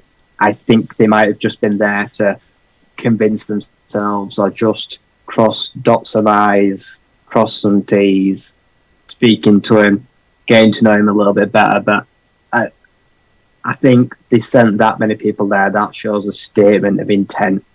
Like I said, I don't think that was smoke and mirrors because I already know Michael Wright and Verone McKinley have not done very well physically. The RAS scores weren't great. They've not had very good pre. So he was the only reason we were there, the way I'm considering it. It wasn't even like just to say, oh, well, we're all here to see everyone. They were there to see him. And when you send the big guns, that means they are serious. Yeah, absolutely. I mean, Brad Holmes has already been out there to watch him once. I think it was when they played UCLA. If I remember rightly, he made a special trip to go and watch him then. So that's twice he's flown to the other side of the country to go and watch him play, be it his pro day or in an actual game situation. He's taken everybody with him. I think out of all their top prospects, Hamilton, Hutchinson, whoever else might be in there, he was probably the one where the opinion was split the most, I would say, and I reckon that's why they've gone there. But he had a good day, so fair play to him, and we're going to be hearing a lot more about this in the upcoming weeks. I'm still not sure. I still think there's a few issues there, but they know better than me, and if they draft him, I'll be absolutely 100% behind them. But issue. You mentioned the secondary guys there. When we mentioned the Oregon Pro Day last week, they said the two guys to watch out for, Verone McKinley, Mikael Wright. I particularly like Mikael Wright as a cornerback option, but as you said, they did struggle. Mikael Wright, he ran a 4.56 in his 40, which for a corner, meh. 6.82 in the 3-cone, 4.29 in his short shuttle, 31.5-inch vertical, and a 9'9" broad jump. And then Verone McKinley, the safety, he ran a 4.67 in his 40, which, if you're a safety and you run that, apparently you get cancelled, so he's got to get cancelled too. 3-cone, he ran a 7.12, shuttle 4.38. Both of them struggled, and it kind of makes you think, where are they going to go in the draft now? Because for me, I was quite happy. At one point, I was happy with Mikael Wright in the second. I'm not anymore. Verone McKinley, maybe in day 2, not anymore. I think they've slipped in my eyes. No, McKinley's something like a stud. You can't be half as good as Hamilton and put the same numbers up as him, because that just kills your draft stock dead in the water. Like I say, he is so far away from being Hamilton level. So to put them numbers up, you can't even make an excuse for McKinley. Like I say, that is not a good 40. And the rest of it was not great either. So he is sinking like a stone in what I think is a deep safety class. Mikael Wright, I think he could still sneak into the end of the second, early third. Yeah. But yeah, it was not the best supporting cast. Did Johnny Johnson the III work out? You've got a receiver, haven't there? The small dude. He did. I've got this wonderful little chart I managed to find here. So his 40 time was 4.64. He benched 18. Ooh, I thought he'd do faster than that. Yeah, I did. His bench was 18. 3-cone was 7.14. Shuttle was 4.28. Vertical was 35.5. Broad jump was 10'1".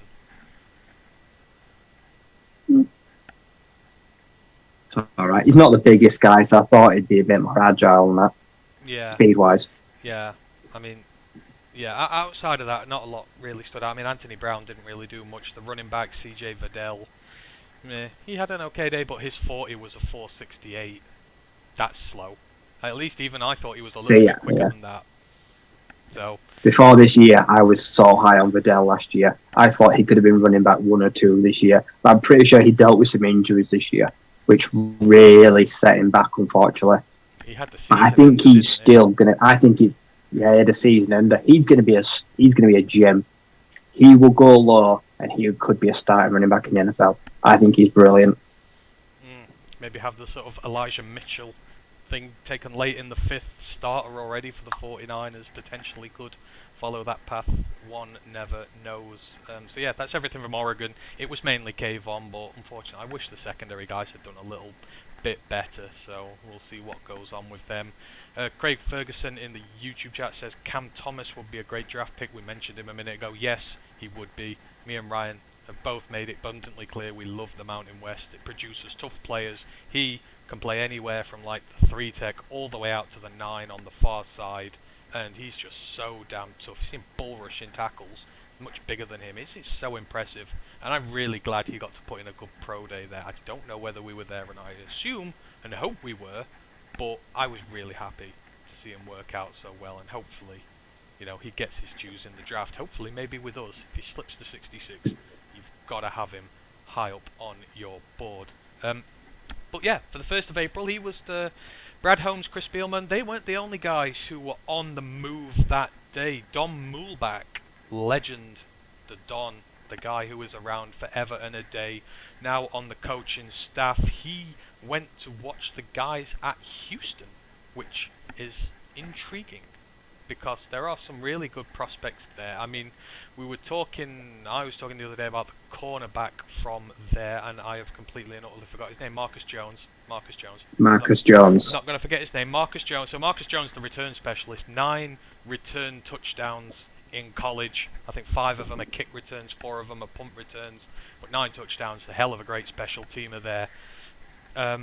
He's injured, I believe, at the minute, and he didn't take part in the day itself. He's not far off full fitness, but if you're looking for a guy who's going to come in and be a returner straight out of the block and give you developmental upside as a cornerback, then go for him.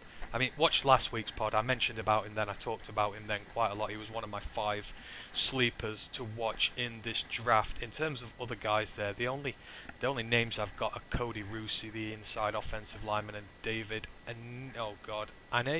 I can't really pronounce that name. He's an edge rusher.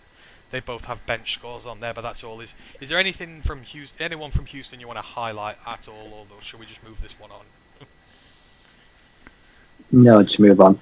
Marcus Jones, you're drafting him to be a returner, because I think the ceiling as a corner is capped. So I think you've got to bear that in mind when people are going to take him. Like, don't take him too high, because even when he's back full healthy, I don't think he's going to be I think he could be a slot corner, probably at his best. Yeah, maybe. Yeah, you might be right on that one.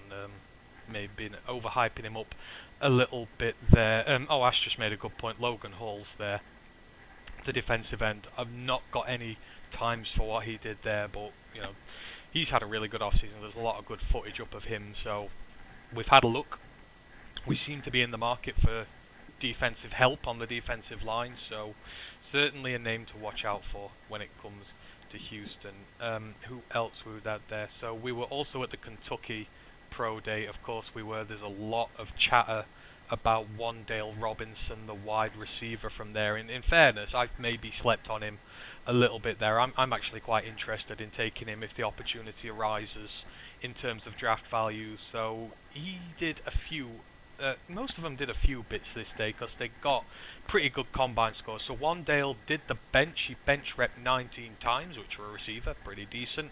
679 in his 3-cone, again pretty good. 35-inch vertical, again not bad. The other guy I've got notes for, Luke Fortner, the inside offensive lineman. I believe he's their center, if I remember rightly.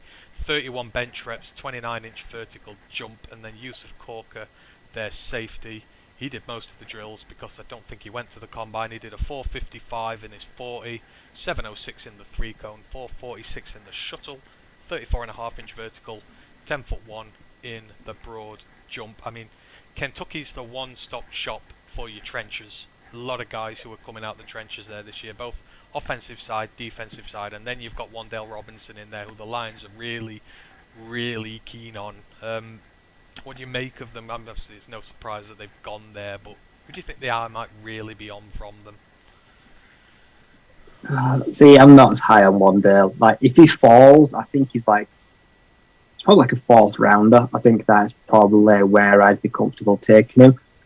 Lineman, no, I'm not taking him. Logan Stenberg turned out to be a bum, so that kind of ruined it for me. This nasty Kentucky O-line thing doesn't really exist because we didn't see it. So I'm not super high on the trenches there. Yusuf Corker, he's a lot way down the pecking order. He's going to be a really late pick, like I say, because he's a bit smaller, so I'm not trusting him. So I think Wandale's probably the only guy. I wish we had a 4th round pick.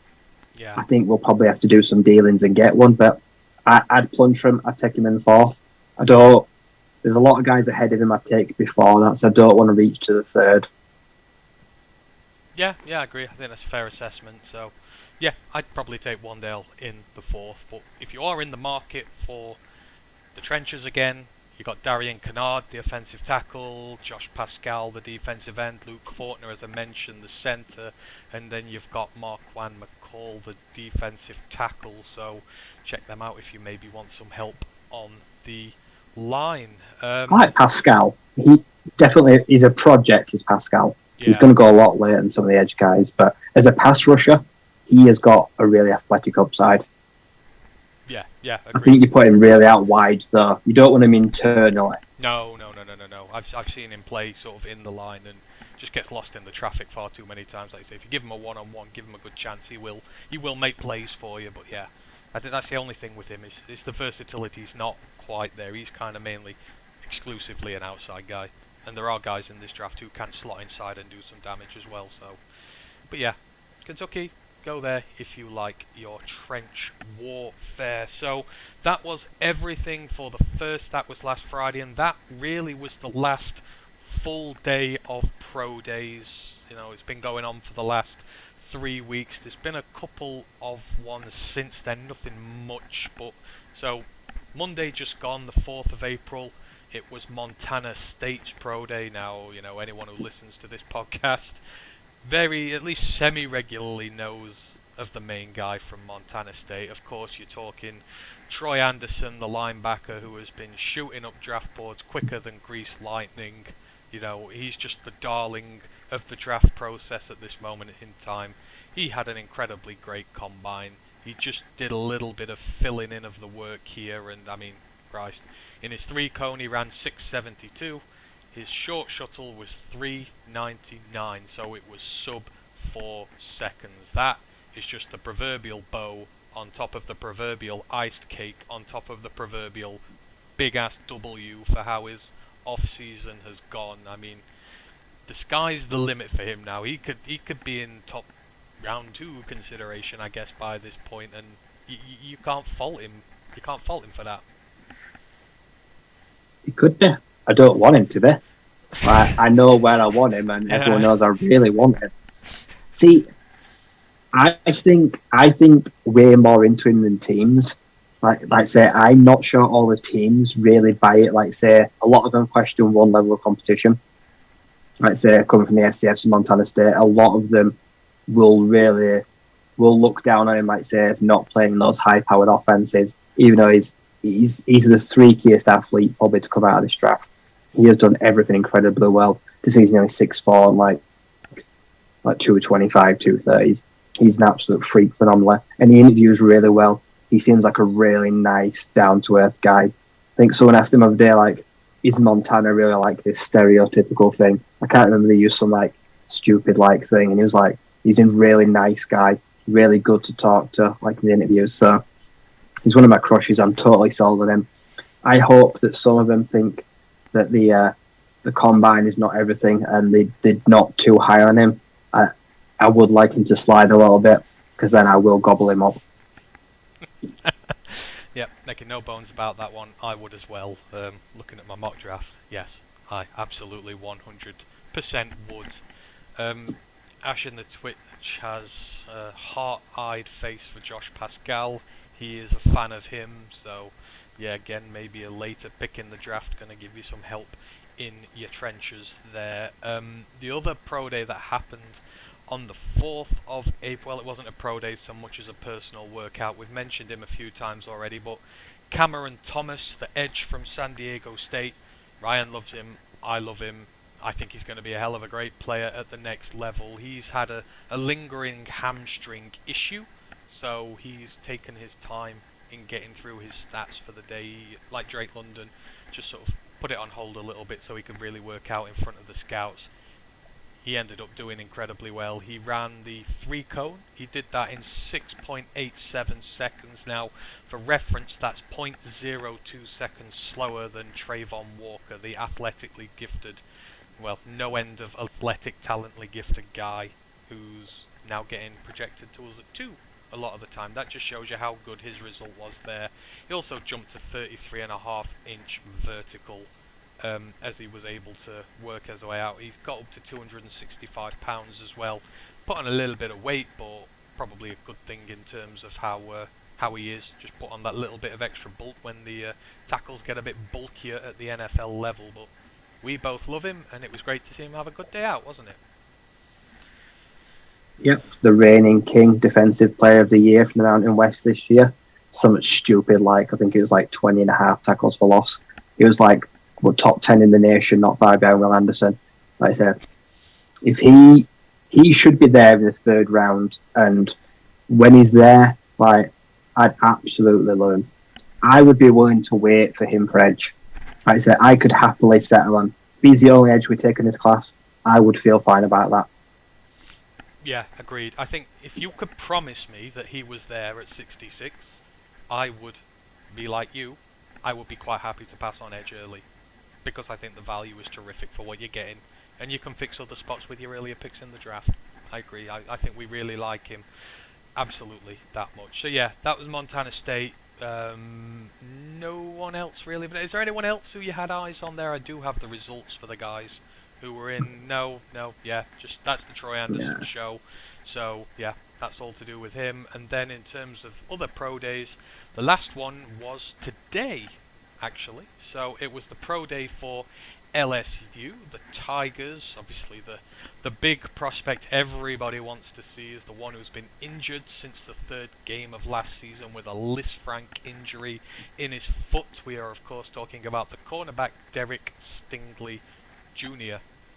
And now obviously a lot of people want to see how he did. No fewer than 9 secondaries coaches went to this pro day, including our own Aubrey Pleasant, who has gone to get up close and personal with him, because talk all the injury stuff aside, this guy was potentially a top 3 pick at the start of this season.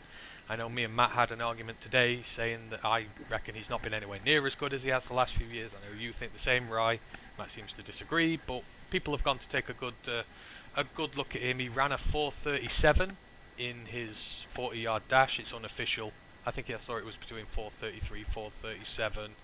I think it was a 38.5-inch vertical he had there. It was over a 10-foot broad jump. He seems to have recovered from whatever it is, and he's had a decent day. But I think me and you are still firmly entrenched in the, someone else can have him camp. Oh, no, I ain't taking him. But I do want, if someone wants to trade up to 2 to get him, his workout today has proved to me that he could still go in the top 3. I still think he has got genuine trade-up value now. So I'm delighted with his workout. I ain't touching him. I ain't touching Sauce Gardner. I ain't touching a cornerback for at least the first 40 picks. I am not interested whatsoever. So please stop mocking cornerbacks, especially at 2 or in the first round, because I just don't want to see it. It is not a dire need. Some people think it is, but I'm just not sold on it being a credible need that we have to reach early on. But yeah, he looked fantastic today. He looked really good. Yeah, and you know what? Yeah. I'm happy for him. Yeah, I'm happy as well. Like I say, it's not nice when you have the injuries like that. It's good that he's back from it. It's good that he's back at full fitness. They say it's good that someone else might be able to develop him there, just not us, not for where we are and the needs we have on this team right now. So, but yeah, we've gone and looked at him. We've done our due diligence. No doubt Pleasant will be banging the door down for him, just as every other positional coach will be banging down Brad Holmes' door for one particular prospect. It's the name of the game there. So, yeah, well done to him. Just quickly going back to Troy Anderson before we finish this, Ash has put in a pop culture reference that even I don't know, so this must be one. He goes, my favourite Troy since Mr. Bolton was last in a High School Musical. I have absolutely no idea what that's about. If that's about High School Musical, then that's fine, but that yes, it is. Oh, is it? Alright, well, I like my pop culture references. You can tell by our Twitter that I do, but even that one got me, so I'll take your word for that one there, Ashley. So that is everything in regards to the pro days. So we've had the last 3 weeks. The Lions have been very busy. They've been exhaustive in their search of talent for next year, not just at the top of the draft or with the picks they've got, but in undrafted free agency as well. Hopefully you've learned a little bit more through that. Hopefully you have enjoyed that. So yeah, that is that for another year in terms of the pro day schedule. Unless you have anything else you want to add before we sign off on this particular topic, Rye? Nope. Like say, Drake London, I'm not bothered about his pro day because I'd still draft him at 32. Even if I didn't see him work out between now and then, I would still take him between 32 and 34. Even come after the ankle surgery. I don't think he needs to convince anyone, and I'm very worried that he's going to Green Bay.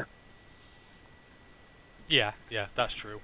I agree. So, yeah, if you are interested in Drake London and you want to see him work out, believe it's April the 15th. He's got a personal pro day. It's either the 15th or the 16th. He's got a personal pro day, so that's the last one of anybody before the draft. I think, the teams have their open days and that before then, where they invite prospects along. I don't know how easy it is to figure out who that is, but we will keep an eye out and we will let you know if anything happens. Det Famine in the chat goes, but after they announce Okuda's move to safety, cornerback one would be fantastic. No. No. With Jeff Okuda, yeah. If Jeff is healthy this year and not very good, I will trade him instantly. I will get rid. I'm not pissing about no more. I am not clinging on to guys down the future.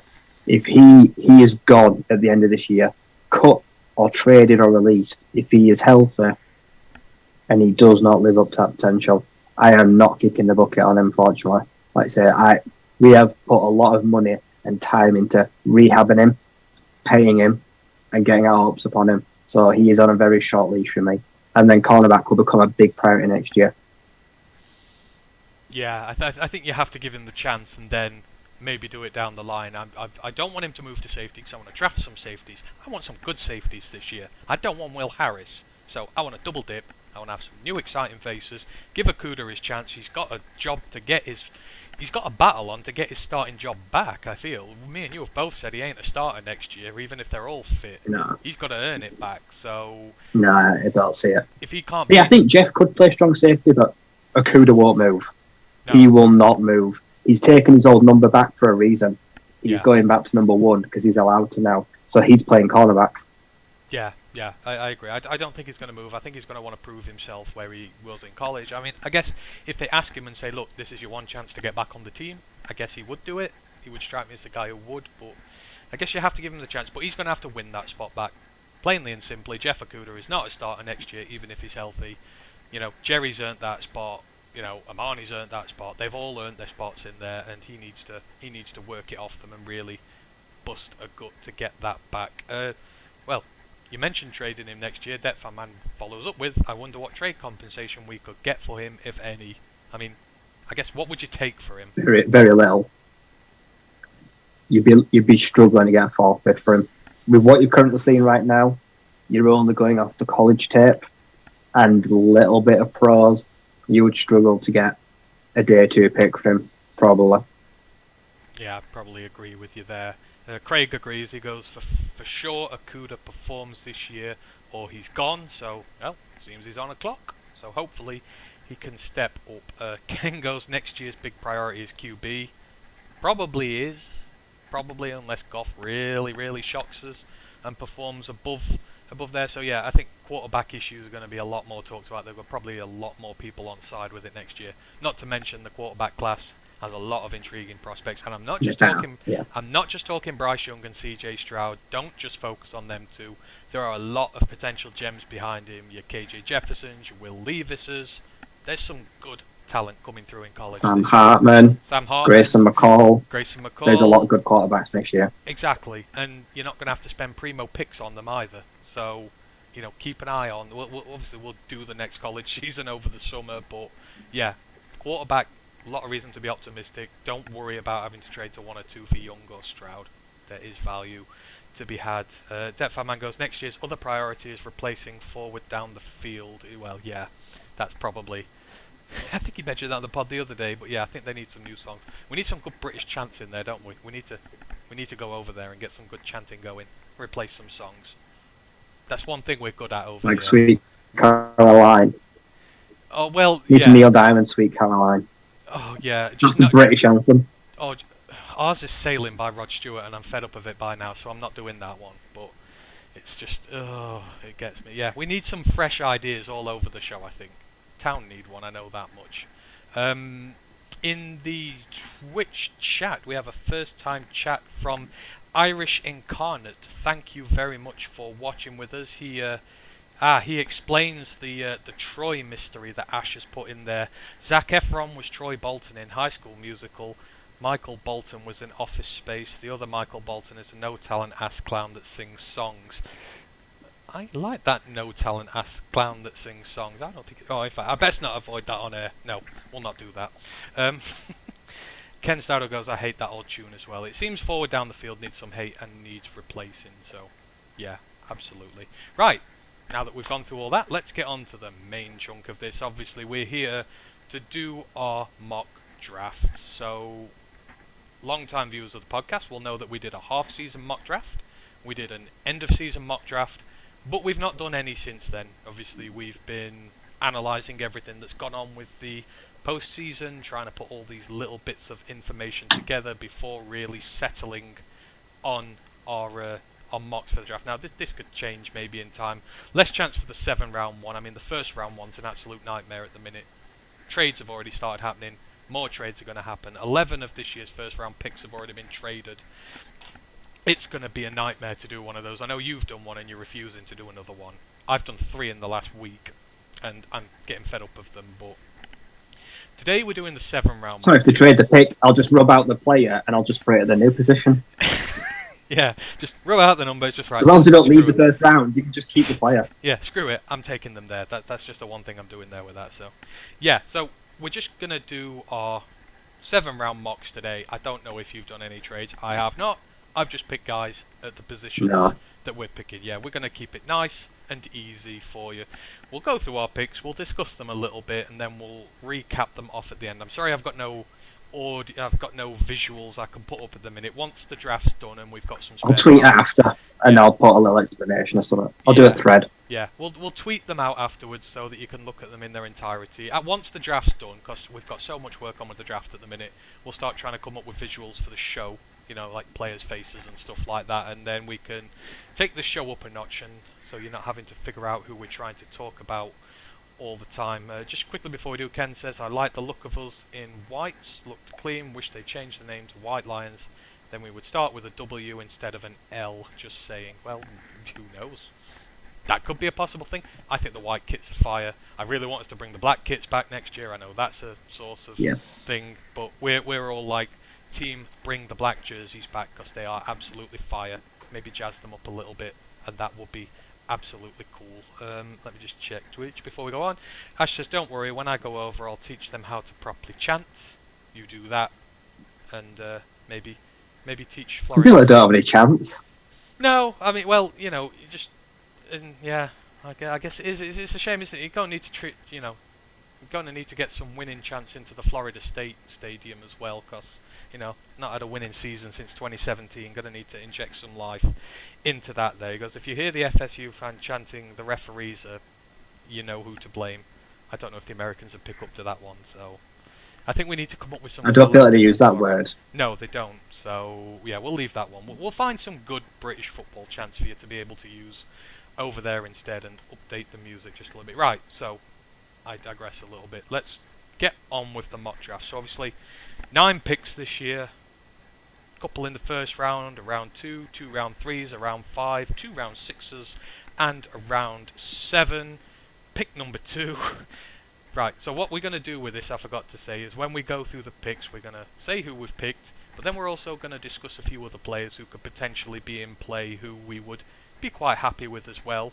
Don't worry, we're not going to do it about pick 2. We've spent far too long arguing about pick 2 to the point where it's not fun anymore. We're going to do some of the later picks, introduce you maybe to some of the guys there, and if you have any suggestions for players at these picks as well, please put them in the chat and we will discuss them as well. Craig says maybe we need a soccer chant like the Vikings use. I don't want to use anything the Vikings use. I want to find some soccer chants that are anti-Vikings. That could be something fun to do, actually. But yeah, anyhow, I'm digressing again. So, mock drafts. Pick number 2. Ryan, I shall let you go first. In your mock draft for the Detroit Lions for the 2022 NFL Draft, who have you picked at pick 2? This is a disclaimer. Some of the picks aren't people I want, but I'm trying to be realistic. Like I say, pick 2, I have gone Kayvon Thibodeau. I think Aiden Hutchinson is locked in pretty much as number 1. I don't think we're going to get him. I think he'll be off the board. And I'm now convinced that we've spent so much time with him that he has got that nice, big, cheesy grin that he has won Brad Holmes over. Like I say, Chris Spielman might be a bit harder to convince, but I think the Penny Sewell whisper in his ear, the Oregon connection. Like I say, I feel like they're going to look for him to help fix a pass rush that has been stagnant in the last few years, and we've now got the issue of injuries as well, and players coming back from recovery. So, Kayvon Thibodeau from Oregon. Okay, Ryan going with Kayvon Thibodeau. So, for me, for pick number 2, for long-time listeners of the Roar of the Lions UK podcast, you will know that we started the movement for Kyle Hamilton to be the pick all the way back in November. This was before it was cool to support Kyle Hamilton. We were the ones who started the movement. Me in particular really started banging the drum for him. It's a line that I've stuck to all the way since then, and I fully believe that you've got to have belief in your convictions. I have to see this through to the end. I don't care about the combine and the things I've seen since. I still believe in him. I still believe he's a generational talent, and I still believe that, yes, you don't normally draft a safety so high, but there are exceptions to the rule. Quentin Nelson is an exception to the guard rule. He's one of the best players in the NFL now. No guard's been taken that high since, because there's been no one that good. You've got to know when the good talent comes around, and you've got to take it. So for me, I'm sticking with him till the end, whether we draft him or not. Pick number 2, I am picking Kyle Hamilton, the safety from Notre Dame. So we are going to leave it at that. I want Kyle. Yeah. I want Kyle. I just can't see it anymore. And people have made me feel bad. Like I say, people have just... I'm so glad when the draft ends, like I say, because it's an endless bashing of people just saying, we can't take Hamilton 2. There's no reason we can't take Hamilton 2. I just don't feel like we're going to now. I just feel like it's cooling. It's at a lukewarm temperature right now. Yeah, I feel that as well, and I do think that the hopes are fading, but like I say, I stick to my beliefs. I do with the drafts. I stuck with Micah Parsons right till the end last year until we took Penei Sewell. I'm sticking with Kyle Hamilton this year. So Ryan has taken Kayvon Thibodeau. I have taken Kyle Hamilton, and we're not going to spend any more time on 2 because it just involves arguing. And yeah, we lost a couple of viewers there, so maybe they're not pro Hamilton. That's what happens when you declare you love Kyle Hamilton. You lose a few people there. I'm sorry if I upset the people who've just left. So thank you for everyone else who is still sticking with us at this point, though. So we're moving on. So obviously we've got second pick in the first round at number 32, right at the other end. So you've gone edge first. Who are you going with next? I'm staying with defense. I'm taking Jaquan Brisker, Penn State. I don't know if he'll be there, but he worked out phenomenally well. He had a great combine. He had a really good year. He is a very strong safety. He's physical. He's very aggressive. Like I say, he gets stuff done. He's very productive, and I think he'll fit the system well next to Tracy Walker. Yeah, I'm fully on board. I do like Jaquan Brisker. If we miss on Kyle Hamilton, he's the next guy. I hope to hell that he manages to fall to us to one of those positions as well, so I would absolutely no issue with that whatsoever. So Ryan has gone Kayvon Thibodeau, and then he's gone Jaquan Brisker. I started with Kyle Hamilton. I'm now looking at my edge class, and I'm going after Boye Mafe. I know that the beat writers are not high on edges at the end of the first round. They say, they need development and stuff like this. Boye Mafe has everything that he needs to be a great edge rusher. We talked about him, or I did, on the pod a few weeks back when we were doing defensive line prospects. He was one of mine. I love the motor. He's got such a high energy engine on him, never takes plays off, always going for the quarterback. And the thing I love the most is he goes for the ball. He's not just trying to make a sack, he's trying to force turnovers. And you can see it in the way he plays, the forced fumbles, the anarchy he causes in a backfield, because he's looking to do maximum damage. Some edges don't, he does. And I think the value you're going to get from there, yes, you have to develop him a bit. Consistency is an issue which is why he's not the top of the first round of the draft. But if anything, our coaching staff can get that consistency there, the consistency to win against these tackles, really cause some damage. So Boy Maffei is the pick at 32 for me. And then I'll go straight on to pick 34, and then we'll talk about some other guys around this area, because the picks are right next to one another. So, you've gone edge, you've gone safety. Where are you going pick 34 as we head into round 2? At 34, I feel comfortable taking Christian Watson as he slides out the first round, the receiver from North Dakota State. We have DJ Chark, possibly on a 10 mil rental. So could be in the market for a big-bodied, deep ball X-receiver. And this guy has good production, like say solid production every year. Limited defenses he's gone up against. You can question the talent there, but athletically, he's a freak. He's got a ridiculously big frame and a nice big radius. He has got all the tools to succeed. Who knows if he will or not, but in the right scheme with the right mentor, he could be one of the best receivers in the NFL. And the second round pick, I feel it's a very calculated risk. Yeah, I mean, Christian Watson, again, another one of those draft darlings. The guy who was come out of left field completely. We were talking about him round 3, weren't we, when the season ended, and now you feel comfortable taking him at 34, and I think that's a feeling shared everywhere. I mean, he could even go in the first if there's a run on receivers, but there's a lot to like about him. The big-bodied outside receiver that we need. I think we've both made it abundantly clear that's the type of receiver we need this year. Just in case Chark doesn't work out or he leaves in 12 months, you've got to have a rookie to take over that position as and when, or to use them in dual threat together. So, fully agree with that one. So Ryan's gone wide receiver, first offensive pick there at 34. Me, I have gone in a completely different direction, and I may get some hate for this one, but this is a guy who again has risen through the ranks. Maybe it's not at the top of the needs list there, but I've absolutely fallen in love with this guy, and there's not a lot I can do about it. So after going safety and edge, I'm now going defensive tackle. I'm now going to one of the worst teams in college football in UConn, and I am taking Travis Jones, and I am putting him on a team where he's going to be working with some talent, and he's going to get the chance to shine how he should be able to. So Travis Jones, if you listen to the college podcast, you know about him, because I've been on about him for a while now. If you're new to him, the defensive tackle from UConn. So he is sort of your nose tackle, one tech guy who plays in the middle, very similar to Aleem McNeil.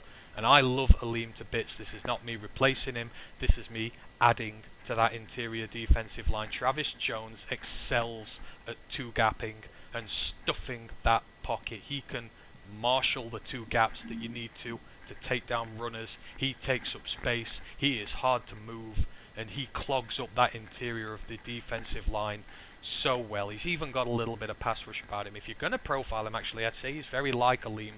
Run first, pass rush second. Aleem's got the better pass rushing arsenal out the two. But if you put these two guys in the interior of our defensive line for obvious run plays, if you rotate Levi in and out for obvious passing plays, you've got Penasini in there as well. All of a sudden, you have the makings of a very young, very high ceiling run defense in the center, and we have needed that for a long time in Detroit. There's lots of problems with the defense. The run game is one of them, so I'm going to spend a pick high, and I'm really going to go at trying to fix that interior. So for me, pick 34, Travis Jones, UConn, the defensive tackle. So I've gone 3 defensive picks. Ryan's gone 2, and then he's gone Christian Watson.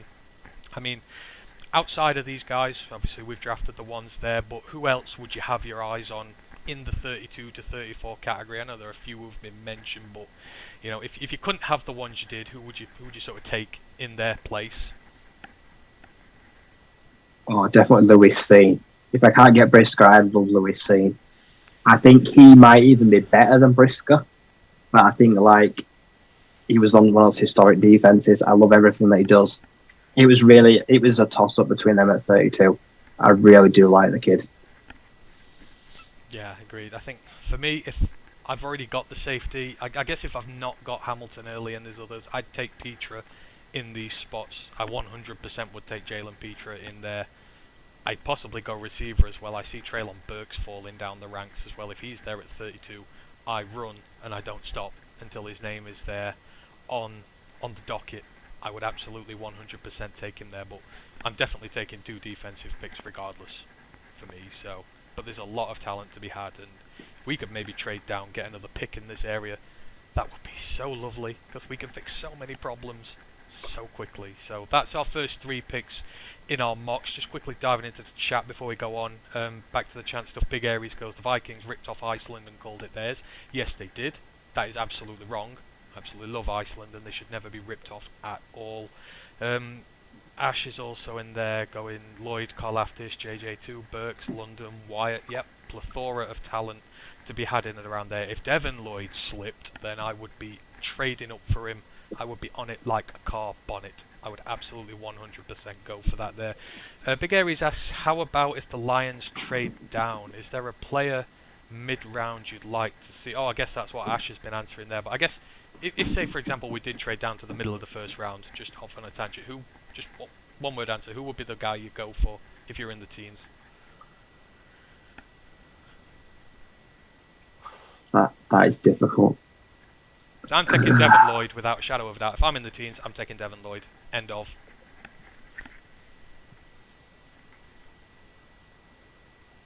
I don't. Olave or Garrett Wilson, maybe. Ooh. Like I say, if we've got an extra, if the trade works well and I've still got another first rounder, like I'd probably take one of the elite wide receivers. Ooh, interesting. Okay. So yeah, Ryan would take a receiver.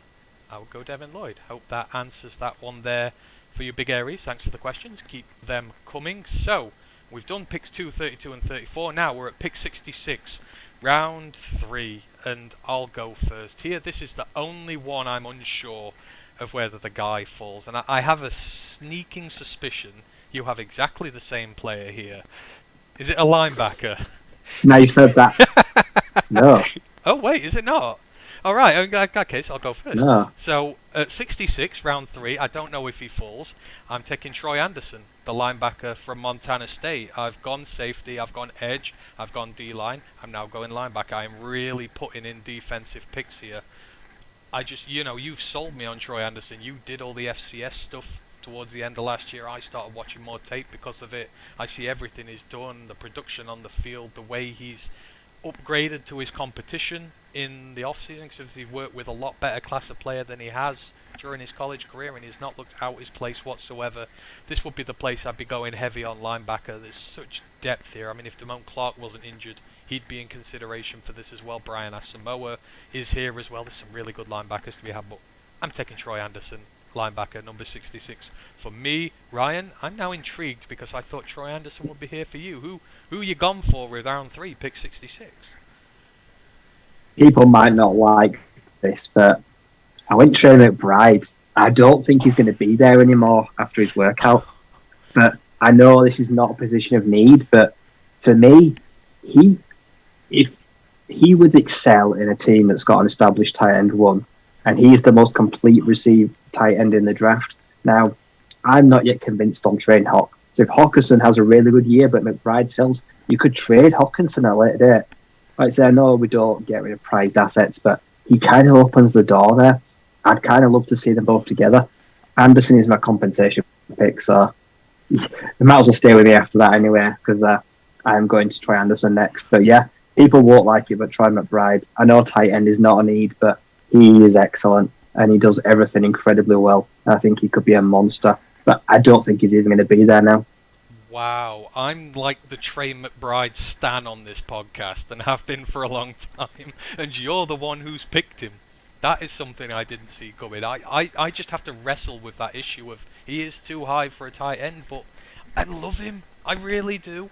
Just he's such a mismatched nightmare. All this talk of giving Hawkinson like 14, 15, 16 million dollars a year. I want him to be really good so I can trade him. Yeah. I just don't really want to give him that, and I know we're going to have to. But if I can replace him now, I would. See, Trey is a mean blocker and a good receiver. If you've got Trey and TJ as your tight ends, you've potentially got one of the best tight end duos in the league, and it's tempting, but where we're at, we don't need the best tight end receiving duo in the league or the best tight end tandem. It's so difficult. So yeah, I wouldn't say no though. In terms of pick 66, who else would you be in consideration there for you if it wasn't going to be Trey? Who else would be on the market for you at 66? Someone like Leo Chanel, if he falls, like I say, I would stay with Backer. I do quite like him, and then there's his teammate as well. Is it Sanborn? I think that the Wisconsin backers look pretty good. Yeah, there's some guys there as well, and then got safety. Like I say, I'd try and look for ideally a linebacker, or maybe, like I say, another edge. I think they'd be the positions. I'd probably go defensive. I'm probably going to stay double defensive in the third round. Yeah, I think I'm locked onto linebacker for 66. I like the options that are there, and I would only be going elsewhere if somebody was to fall. I might look at receiver here. I love Jalen Tolbert. I love David Bell, but the way they've been the way they've been dismissed in the off season, I'm wondering if they slide to the comp pick. Do I take my chances and see if they fall and get even better value for them? That's the sort of the issue I have there. With Troy Anderson, I would give up 66 for him there. So yeah, we'll see. So just in case you've only just joined or whatever, we're doing our mock drafts at the minute. We're at pick 66, so I've gone Kyle Hamilton, Boye Mafe, Travis Jones and Troy Anderson. Ryan has gone Kayvon Thibodeau, Jaquan Brisker, Christian Watson, and then Trey McBride. So he's half defense, half offense. I'm full defense at this moment in time. So moving on to the comp pick, that's number 97 at the end of round 3. Well, you've already told you guys, so let's hear it. Troy Anderson. I am pinning my hopes on him sliding a little bit, but I absolutely love him. He is an athletic freak. He takes ridiculous angles. He is a brilliant open field tackler. He is super tough, and he's good in coverage as well. He has got really quick hips. They flip really well. He is fluid. He can cover a tight end and go in the slot really well. He was asked to do a lot of coverage and pick up tight ends and guys out the slot at Montana State. I think he can rise to that level of competition at the next level.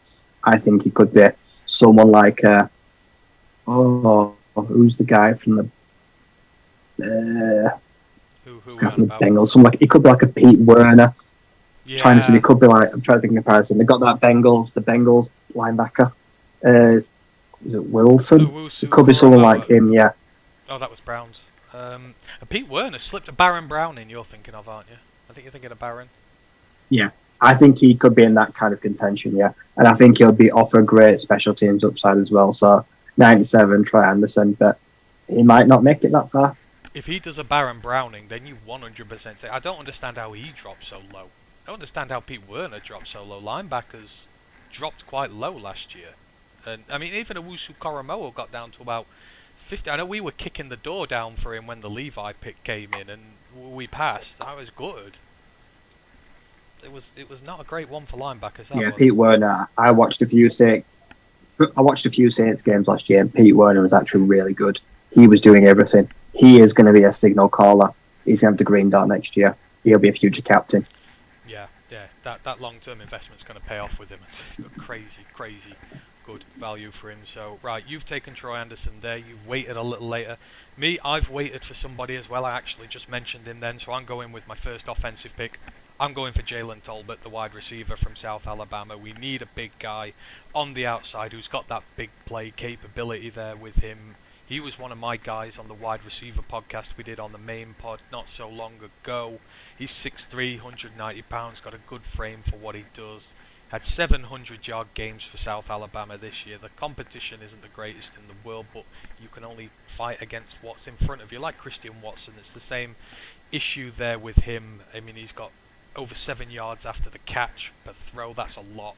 This guy's big. He's able to get through contact. He really battles hard for that extra yardage. And to say his ability to make big plays is something that really stands out for me. And he was in the sort of round 2 discussion before, and just for whatever reason, his off-season, people have soured on him a little bit and pushed him down. So I'm going to take advantage of that, and I'm going to take him a little bit later on. I get my outside guy at a lot cheaper value than I could have done. and I've got a new receiving threat going forward. I can sit him for a little bit if I need to behind Chalk, let him learn, and I can develop him into this team. And I believe Jalen Tolbert's going to be a really good wide receiver going forward. So he's my pick with the comp there. So big gap after this. The level. In fact, no. Before I do, who else would you consider at pick 97 if you couldn't have Troy Anderson there? You're getting later into the third, so like say you're looking at wide receivers there, aren't you? That's where Wan'Dale Robinson probably starts to get talked about, and then the likes of like say Doubs, Bell, Alec Pierce. I'd take Alec Pierce. I don't think he's going to get anywhere near there, but the third rounder, he looks like a future star. He is going to be probably a day one starter whoever picks him. Well, that's actually quite a good segue, actually. I've just been looking through the Twitch chat. Ash has put a few things in there. He's put Brandon Smith at 66. I know he really loves some Brandon Smith. Sanborn is projected in the mid-100s. That's true. Probably not worth 66. Might be a bit of a reach, but depends. If you think you can develop him right, you're going to get a really good player. Put him in the right system, he could be incredibly good. Also mentions Logan Wilson as well, which he's mentioned, the Bengals linebacker. That's who I was thinking about, yeah. Yeah, that's it. Yeah, that's it for that, Logan Wilson. Thanks, Ash, there. But you mentioned Alec Pierce there. Irish Incarnate has messaged again on Twitch. Thanks to you for joining us. He says, do you like Jalen Tolbert more than Alec Pierce? Now, I think we might be split across the board here. I do. I like Jalen Tolbert more than Alec Pierce. No, I'm not putting a slur on Alec Pierce by any stretch of the imagination. I just think for me it's fit. And I think that Tolbert fits us better than Pierce does, but feel free to retort to that one because I know you're probably going to say differently.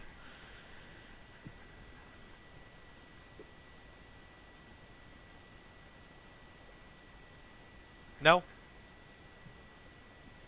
I could get behind both of them. Who would you prefer? Who would you prefer? Tolbert had a really good year, South Alabama. Who would you prefer out the two? I think I'd take Pierce because I think Pierce is a bit faster, a bit lighter as well. Like say, I like the frame more and the athleticism. Yeah, I think you might get more big plays from Tolbert. Yeah, I can agree with that. Pierce is probably faster. I think the thing I like about Tolbert, a lot of his catches are contested, but he puts, and I mentioned this on the pod, he has a really great way of being able to keep himself out of harm's way whilst going up for these catches. He can protect the ball and protect himself. That's something that sticks out for me. So I think I could deal with a little bit of lack of pace over that, but I wouldn't say no to either. I don't think so. Yeah, Irish Incarnate. I'd take both, but for me, just Jalen Tolbert has that a little bit more. But it's incredibly close. But I think overall at the pick 97 area, wide receiver is where the value's to be had. It's not far off where Amon-Ra was got last year. I think we can find something similar again, like say if it's Daubs, Pierce, Tolbert, Bell if he slips. Some of these guys, they're going to provide crazy value there. So yeah. Now there's a huge gap. So we've got a 70 pick gap from here. So we're talking about potential starters all the time here to maybe developmental guys going forward. So we go all the way back to the end of round 5. Pick 177. So I'll go first with this one. So I've already taken a safety. I mean, I've been brainwashed by Ryan on this one, to be fair, and I want to say it's absolutely no bearing on this that we really want his dad on our podcast because he's absolutely amazing.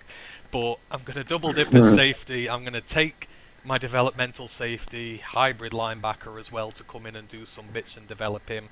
We're talking Sterling Weatherford from Miami, Ohio.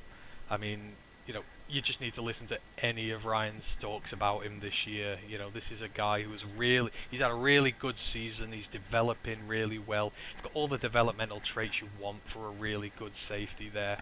And like I say, you don't need to rush your time with him. He's gonna be great at the next level. Like I say, he's got the linebacker hybridity as well. Maybe he plays there, maybe he plays safety. We need both, so you can sort of scheme fit him and put him in there and develop him as you wish. So I've gone Sterling Weatherford as a safety. I've gone defense again. I want some guys I can train there. I want 2 safeties. Whichever way I do a mock this year, there's probably going to be 2 safeties involved. So I've taken Sterling at 177. Who have you gone at 177? Ditto. That was also my pick as well. So, yeah, we didn't. If anyone wonders, we didn't even show each other who we had. But no, I've seen him getting mocked to Lions in the late 5th, early 6th round. Like I say, I fell in love with him probably 2 years ago now. Like I say, long-term captain for Miami High, the Red Hawks.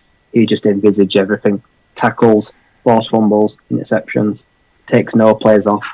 3-4 year starter.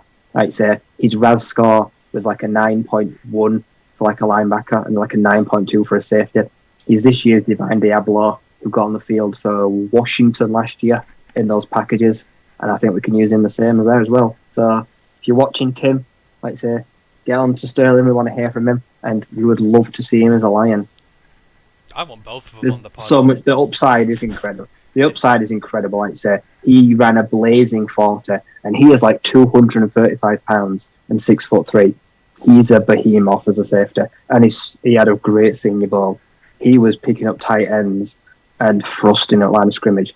They were not getting away from him. Yeah, absolutely. You know, I've been sold for a while now, but not as long as you, Blake, say. So much upside, just so much to like about him, and I think he's going to make a good player at the next level when he's developed properly. So it's going to be great to see how he does, and hopefully we get him and we can get him and his dad on the pod with us. That will be great fun. Ash goes 177. Obviously, he wants Jake Ferguson. I'm not sure he falls that far. Or could you see that? I could, yeah. His pro day. It was pretty bad. Like I say, his bench was terrible as well for a blocking tight end. He looked. Hopefully, everyone's back online. Ash goes afterwards. He goes, to be honest, Sterling is a great pick. Yes, he is. So thank you for agreeing with that. He's said to split the pod again. Sterling or Reed. Now, that's not a fair question. Obviously, he's talking about. That's who I thought you'd take. Yeah. I mean, right. So for anyone who doesn't know, Reed Blankenship, the safety from Middle Tennessee, is my absolute draft crush. The safety. Sterling Weatherford's has been Ryan's, but I think he could be down the 6th though. That's my thinking. I'm not doing it just for this particular one here because there's other guys I wanted later on. I think I can probably get him later in the draft, so Sterling will be the one that I'd be going after at this moment in time. So I'd still take Reed Blankenship. Ryan will probably still take Sterling, but this is just a matter of positional value at this point in time, so you're not going to upset us with that one there. Oh god, the stream has gone on. Hang on, how do I get the stream back on Twitch? Just let me know if it's come back up, guys. Ash is saying, where's the stream gone? David's also saying it's gone. Hopefully it's not gone on YouTube. Everyone is still with us there. Hopefully it manages to restart itself. Apologies for anyone on Twitch if there's been any issues there. The weather is a bit funny over here at this time, so it's been playing havoc with my signal. So apologies. Right, so we'll go on to pick 181, because again, these are in the similar sort of area, so we'll talk about maybe other guys we want afterwards. So we've both gone Sterling Weatherford, the safety, at 177. 181, I've gone running back, because I think we do need a little bit more in the running back room. I think we're late enough to be able to take a pick on one now. We had this guy at the Senior Bowl. Of course, I'm talking about Devontae Price, the running back from Florida International. I really love this guy. I think he's a hard hitter, sort of your bell cow potential guy who's going to take in a lot of the heavy loads. Just sort of share out the load a little bit, because obviously DeAndre's not going to take a full load over the season. I don't think. I think injury stopped him from being a true bell cow now. Jamal's going to be in there doing his work, but I'd like to see another guy in as well as Jamar Jefferson. I think we're going to have a lot of. A lot of versatility in that backfield, but Devontae's going to be one of the heavy hitters in there. Maybe we can use DeAndre in the slot a bit more, maybe we can use Jamar in the slot a bit more, mix it up a little bit. So I'm happy at 181 to go running back Devontae Price from Florida International. Ryan, 181, where have you gone?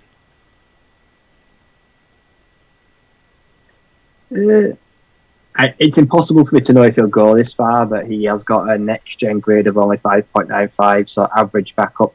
Offensive tackle, I'm staying close to home, Arizona State. This is Kellen Dyche. He's a 6'7", 300-pound behemoth, but he ran a 4.89. he has got massive upside because of his athleticism and his ability to block and then get to the next level. He is incredibly agile and fast for such a big man. Like I say, the downstairs, the hips, then the base needs to work on, but if there's a swing tackle or a backup guy that you could bring in heavy set packages or get him downfield and blocking, he's going to be really good. I think he might go 4th, 5th, you never know, but if he slides because of his ability, he's got tiny arms as well. But I think there's a lot to like there for someone that we're going to be looking for offensive tackle depth later in the draft. Yeah, I'm thinking similar to you. I think I've just gone a little bit later with mine, but yeah, this is absolutely the time I'm looking for offensive line help now. I mean, if I wasn't able to get these guys here, I think the guy I would look towards, I don't know if it's maybe a tad too late, but I'd be looking at Chris Paul, the tackle from Tulsa. Put up a video of him today. I think this is his area. Certainly the mocks I've done, Chris Paul is very high up on there for me as a sort of an offensive tackle option. Again, just in this case, I kind of like the other guys I had round here, but he's one that I could quite get on board with taking. Is there anyone else around the 177, 181 mark you would take? Would you go running back? I don't know. So many guys like. Even fell. I saw someone mock Sincere McCormack to us the other day in the 6th, 7th round. Like say someone like that, but I prefer a bigger back. Like say, does Abram Smith fall after his Paul workout? Like say, I would like a big guy. So I'm not too sure. Like say, I'd take a back.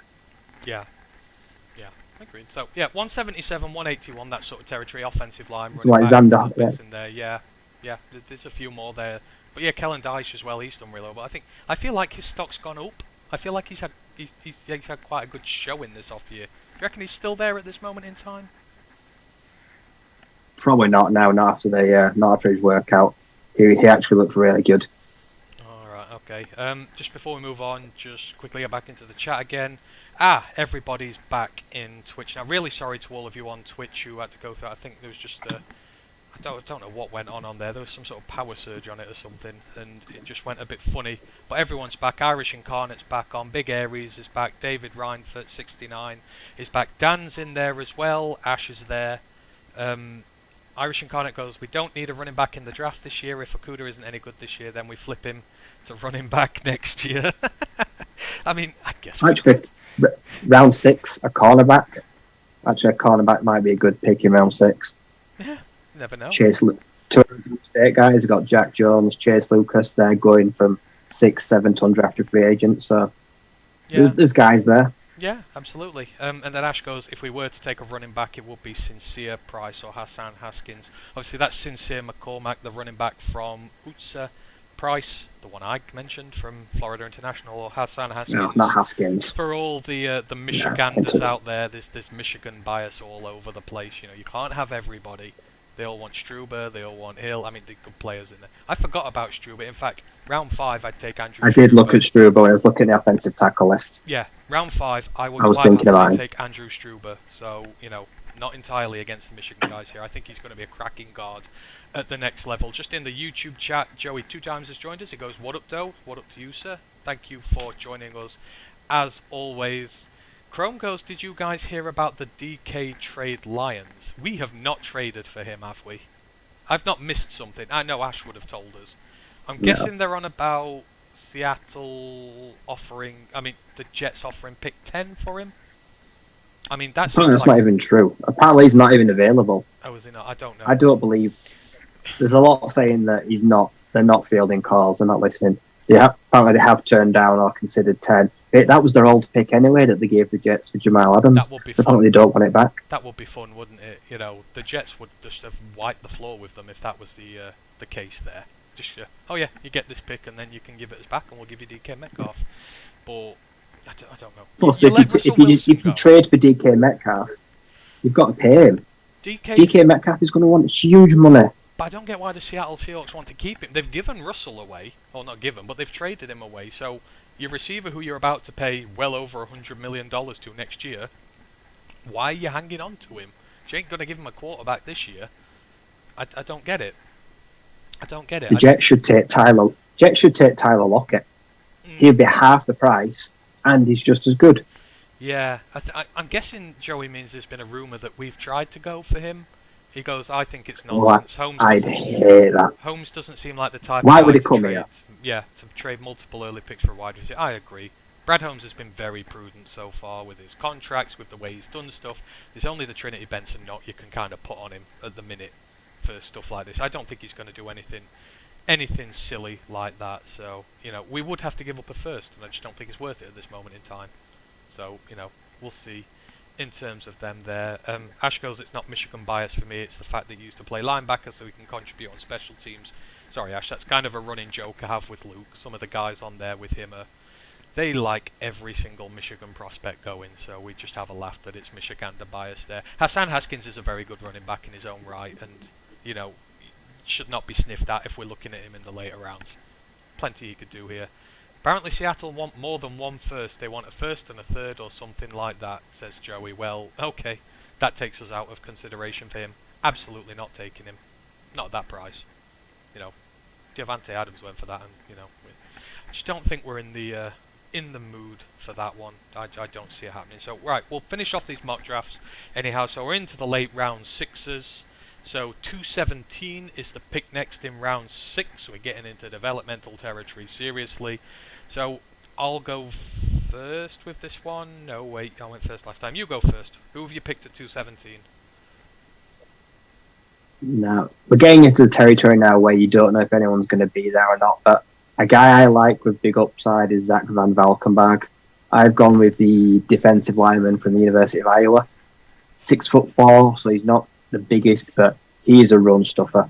He has got a relentless motor and engine that keeps on going, whether it's trying to get after the quarterback and generating pressure. He's just come off a 5.5 sack year. He's not got too much production. He's not the huge tackler. He's not a big sack guy, force fumble, but he does generate lots of pressure, and he's really good against the run. He is formidable inside, and he does not give up too much, which for me is probably what I want in the later rounds, but he does have the potential to improve his pass rush arsenal, and I really like what I saw from him Iowa this year. So I think he will slide because of lack of production and lack of numbers, but I'm certainly going to give him a go there because he could be the one that replaces Brockers and goes next to Lee McNeil. You're going to get that day one. He improves you against the run, and that's what we need. Yeah, I'm in agreement. I love Zach Van Valkenburg.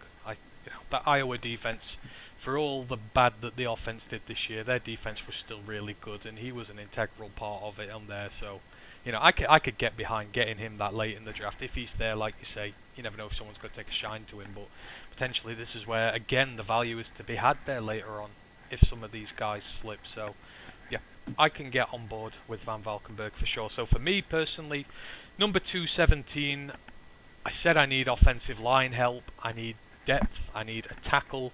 I'm going for a swing tackle, and the phrase "I'm gonna double dip from UConn in next year's draft," I thought I was never, ever, ever gonna say that in a million years. In a month of Sundays, they're one of the worst teams in the FBS.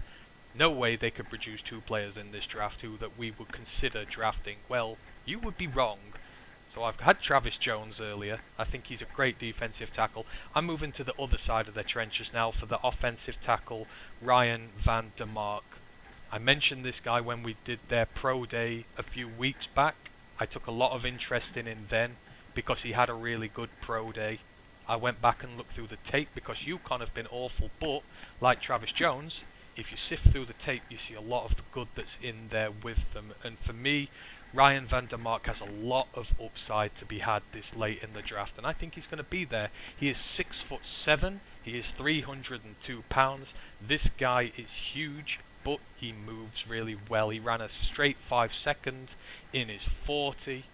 So the guy has speed. It's not elite speed there, but you don't need this in the 7th round of the draft. He's been the blindside protector there now at UConn for 4 years. He's a 4-year starter. He spent the last 3 years at left tackle, but he plays both positions. He has got all the attributes needed to be a perfect swing tackle for us at the next level. We need a guy who's going to transfer between both, because quite frankly, I don't want Matt Nelson in there really do. And I want Matt Nelson as their extra sixth man you bring in on the line and you do the jumbo packages with. That's where he excels, and that's where you can use Ryan van der Mark as well. He is a big guy who's going to create some mauling open spaces for running backs to be able to go and have a field day when it comes to some of their production. So, you know, I really like the look of Ryan van der Mark here. Like I say, we're taking swings on development guys, but I think this is the perfect value you're going to get there. And you've got a guy who you're going to develop who's going to provide really good depth for you. You've got Tommy Kramer at guard. You've got Evan Brown at centre. Just need to sort that tackle situation out. And if I've not gone for Chris Paul earlier, this is 100% the guy there for me. Right, so in the chat, Super Saiyan Line says Skylar Thompson. He would have at this point of the draft. I mean, we did the quarterbacks yesterday. We went through him a bit. I think we both like Skylar. He's had his injuries. We like him, but neither of us like him enough to draft him. But you know, there could potentially be a player in there, couldn't there? Possibly, yeah. Like I say, he's got the frame. He's got a good quick release. He's very durable in sort of a dual threat kind of way, even if he's not the fastest in a straight line. So the mechanics are all there. He's just been really held back. He's just, and like I say, he's just really far behind in development because he's nearly 25, which really, really hurts him. Yeah. It's a shame what happened with him. He would be a bit higher now if he'd had the full season, no injuries, and he could sort of had the full college resume there. But Skylar is one to watch. I think if you're going to get him, though, it's going to be undrafted, potentially. I don't know if you're going to get it with the picks in there. So Joey's in the chat. He goes, for all we know, Holmes may not even consider adding any more wide receivers, maybe not even on day 3. It's a possibility. I would like, and I know Ryan would, another big guy on the outside with DJ Chark. You're protecting against your future then. I would like one at least, but not 2. Don't need to be 2, but at least just 1. But there's a possibility there that they might not. So, you know, I'm not sure. Justin Gassaway has joined us in the chat on YouTube. He goes, do you think we'll start Anzalone this year or draft someone in his place? Now, obviously, Riz the other day said no linebackers. I don't buy it for 1 second, but do you think he's a starter next year? I think he is, isn't he? I think he'll have to be, yeah. And this is the reason why I don't buy the linebacker chat that we're not going to get one, because we've got Anzalone, who is he's a placemat for the journeyman position. He's a good player, but he's like the vet in there. He's going to be a placeholder for someone else in the future. And then around him, you've got Barnes, who is a developing rookie. And then what have you got? You've got Sean Dion Hamilton, special teamer. Anthony Pittman, special teamer. Jared Davis, special teamer, potentially. Chris Board, special teamer. They're linebackers, but they're more special teamers than linebackers, and there's no guaranteed quality there. You're relying on them developing stupendously quick, and that's not a wise thing to do. So I think you need the depth in there. You need another bona fide talent. So I don't buy it at all. But I think Anzalone starts, for sure. Chrome says, I'm sure Holmes got an under-the-radar wide receiver in the later rounds. Well, they scouted Tyquan Thornton. You never know. There are guys in there who they're doing that with. Joe 2 times says trading for DK would be a mistake. Chrome agrees. Yep, absolutely. He also reckons that Anzalone and Barnes will start unless they take a linebacker at 32. Probably agreed. They probably start at this rate as long as Barnes earns his stripes there. They all need to earn their spots, and hopefully he does. I'd feel a lot better if he does start and he's playing well. So we'll see what goes on with him. Right, let's finish these mock drafts off, and then we can deal with all these questions, comments, and that. So we've got to the end. Round 7, pick 234. Who are you ending the draft with? This is a throwaway pick for me. Like say, I've done my business. I am going with the 2020 Walter Payton Award, which is the Offensive Player of the FCS National Year. I'm going with quarterback Cole Kelly from the Southeastern Louisiana Lions. The 6'7" behemoth who is coming off a 5,000-yard year and 44 touchdowns. He is a mammoth signal caller with a huge arm that had 3 fantastic years. Like I say, he's got like 8,000 yards, like 70 touchdowns. I don't know if he's worth a draft pick or if he'll go undrafted, but I'm willing to take a risk on it because I'm not banking on Blau, Montez, and Boyle all being on the roster at the opening day. Like I say, because we can get rid of those guys and save like $1 million each. Like I say, I want to bring some competition in. If he goes undrafted, great, but he is a really under the radar quarterback, and he's had really good play out of him in the last few years. Could be a total mistake. This is no like we said. Me and Ryan have not got together beforehand and done these mock drafts ourselves. We've landed on the exact same player once. I mean, we've not landed on the exact same player this time, but we've both gone quarterback with our last pick.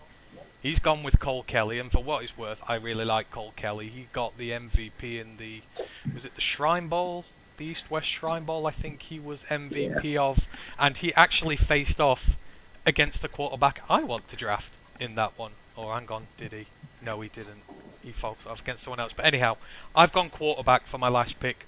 I said this on the main podcast yesterday.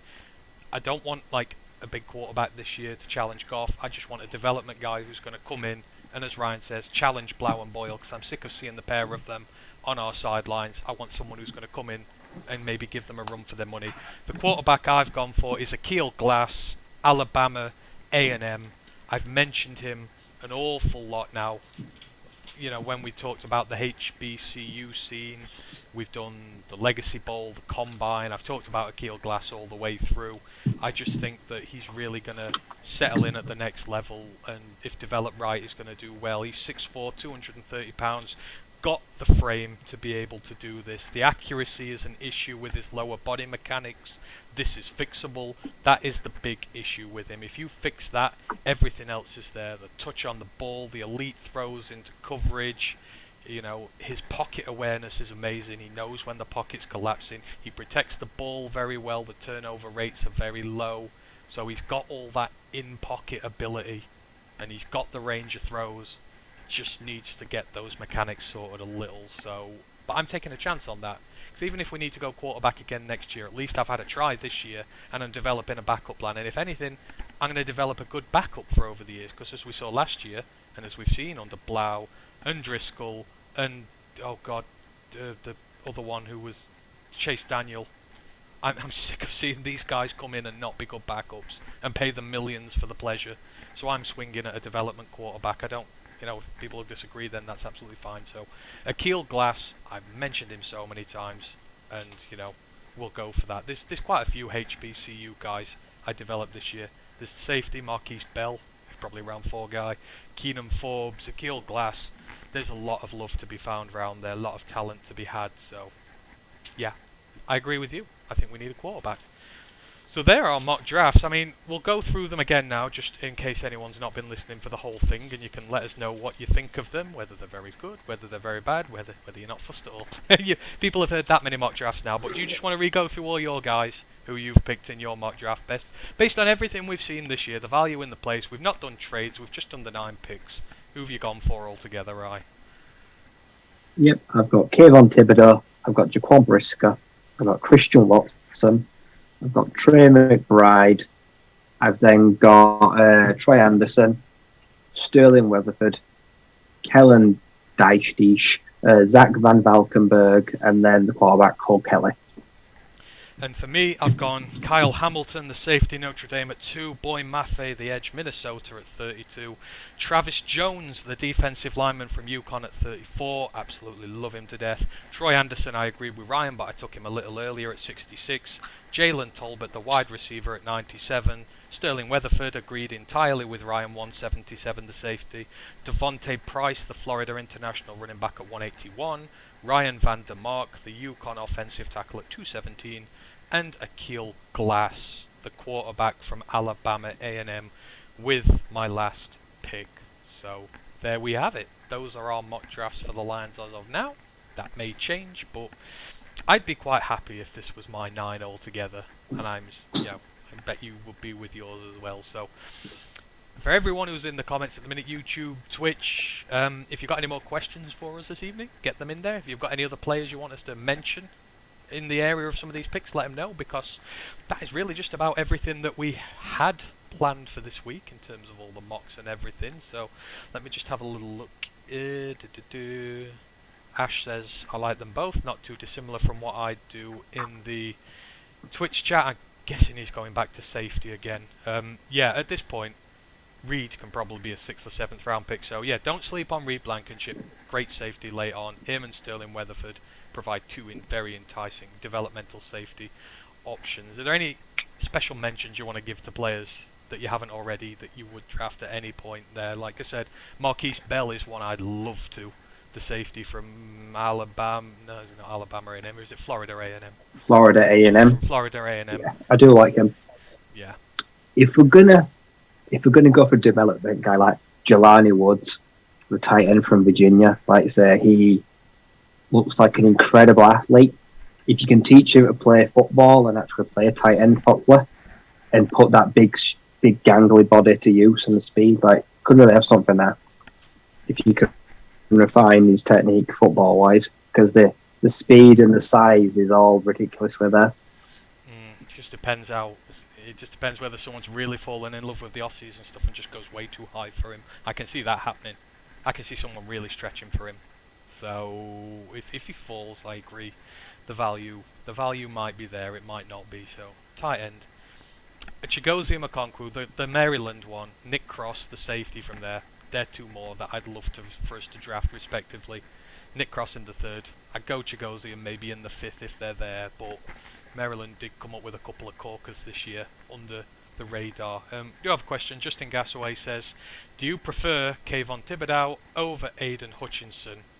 Yeah, which one do you prefer? Who do you believe is better?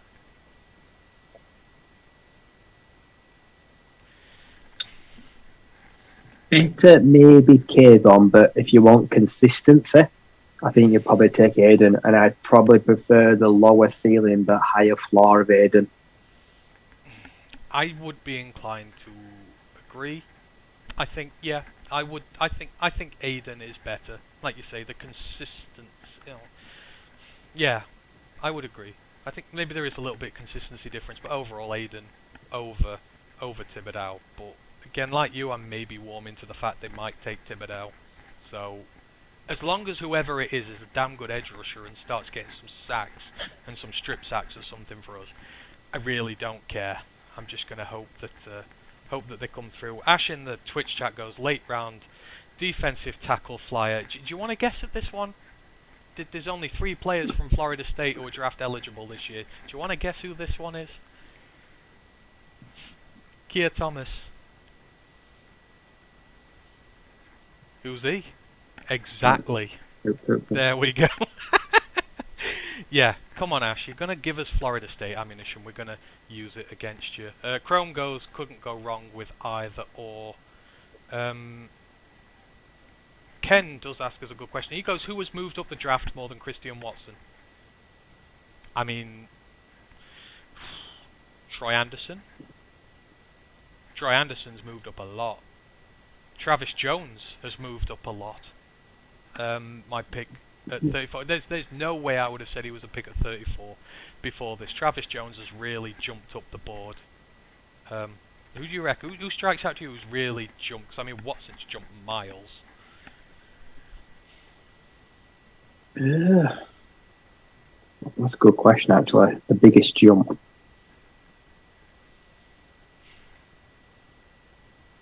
I mean, I guess you could even say someone like Trayvon Walker's jumped.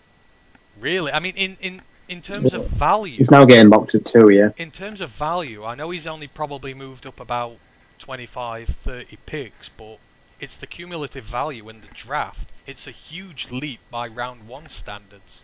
So Trayvon Walker could be there. I mean, guess Jordan Davis you put in there as well, although he seems to have slipped off the face of the earth again. I don't know what's happening with his draft stock now. He's got... I could say from the end of the season now, I feel like Ridder. I feel like Ridder's actually going to go really high. Even with the poor workout, I feel like you had a good end to the year. Him and Kenny Pickett, I feel like they're going to both be gone by like 16, 17, which I would not have said like 6 months ago. Yeah, absolutely. Ken says Chad Moomer. I would agree there. I think Chad Moon has Oh, risen yeah. quite... I mean, in fairness, some of the linebacking core have risen quite a Chanel. lot. Chanel. I know Ash don't like Chanel, but he could sneak into that very end of the first, early second. He's going to be there now. Leo Chanel's risen a lot. I mean, are we saying Watson's the biggest riser? Or do you reckon there is a claim to someone who's risen more? I mean, I guess No, cumulative... You could say Watson's jumped only 1.5, 2 rounds. If he goes to like Kansas City or Green Bay, he's jumped 2 rounds to the end of the first. Yeah, no, I can get on board with that. But yeah, a lot of players who've had really good drafts. So, in Christian Watson's case, I think he's earned it. It's just some of these smaller school guys get to perform on bigger stages. It's like even Travis Jones. He's just being able to operate amongst better players and stand out more. And his stock's gone through the roof. Boy Maffei, yeah. Boy Maffei's shot. Boy Maffei's gone really high. I didn't even know who it was before. After the season, I had no idea who that was. Luke G was massive on him, so I'd heard of him through Luke G there. Justin asks, he goes, "Is that a Hansen jersey?" I'm just noticing you're repping the goat. Is that a Hansen jersey? Yep. There you go. Quite hard to find. He's wrapping the Hansen jersey. He's got Hansen. I've still got Stafford. I need a new one. I want an Aleem McNeil one now. I really badly want an Aleem McNeil one, but I mean, who would you get next? I never buy current players. I know. I don't buy current players. I'd get a Glover one if it was a past player then. I'd love Glover Quinn's jersey. I did have another question knocking around there. Past player. Yeah. Oh, Ash goes really madly. You liked his pro day results about Kid Thomas. Yes, Ash, I did, but, later on in the draft, so hey-ho. It was David Reinford 69. Who are you most afraid that another NFC North rival will realistically draft? That is a really good question. So who are you scared that... I mean, let's do one for each team, let's say. We're here. We may as well. So, I mean, the Packers... I'd be terrified... Treylon Burks. Yeah. I'd be terrified the Packers took Treylon Burks. I do not want to come up against him next year. Don't want to replace Devontae Adams. No, and especially with the, none of our corners are like the biggest, stockiest guys in the world. That's a mismatch waiting to happen. I really don't want Treylon Burks to fall to the Packers. I think I'm in agreement with you there. The Bears, they don't pick till 39, but the Bears need receivers and offensive line. I really don't want them to get a good offensive lineman, so I think I'd be scared that Zion Johnson would fall, or Kenyon Green. I don't want one of them top-notch guards to fall to them because I want the offensive line to be trash, and I want Justin Fields to be, fodder for the edge rushers next year. I don't know about you. Who would you hate for the Bears? I don't know. A running back, I'd hate for them to take someone like Breece Hall. And I feel like he really comes into play there because I don't rate Jordan Howard that highly. I think they could upgrade at running back, and that worries me. Okay, and then the Vikings pick at 12. I've already mocked him twice, and I'm terrified they take Devin Lloyd. I do not want Devin Lloyd with the Vikings. I'm fed up of coming against good Minnesota Vikings linebackers, and I really, really want Devin Lloyd. I do not want him to fall to the Vikings.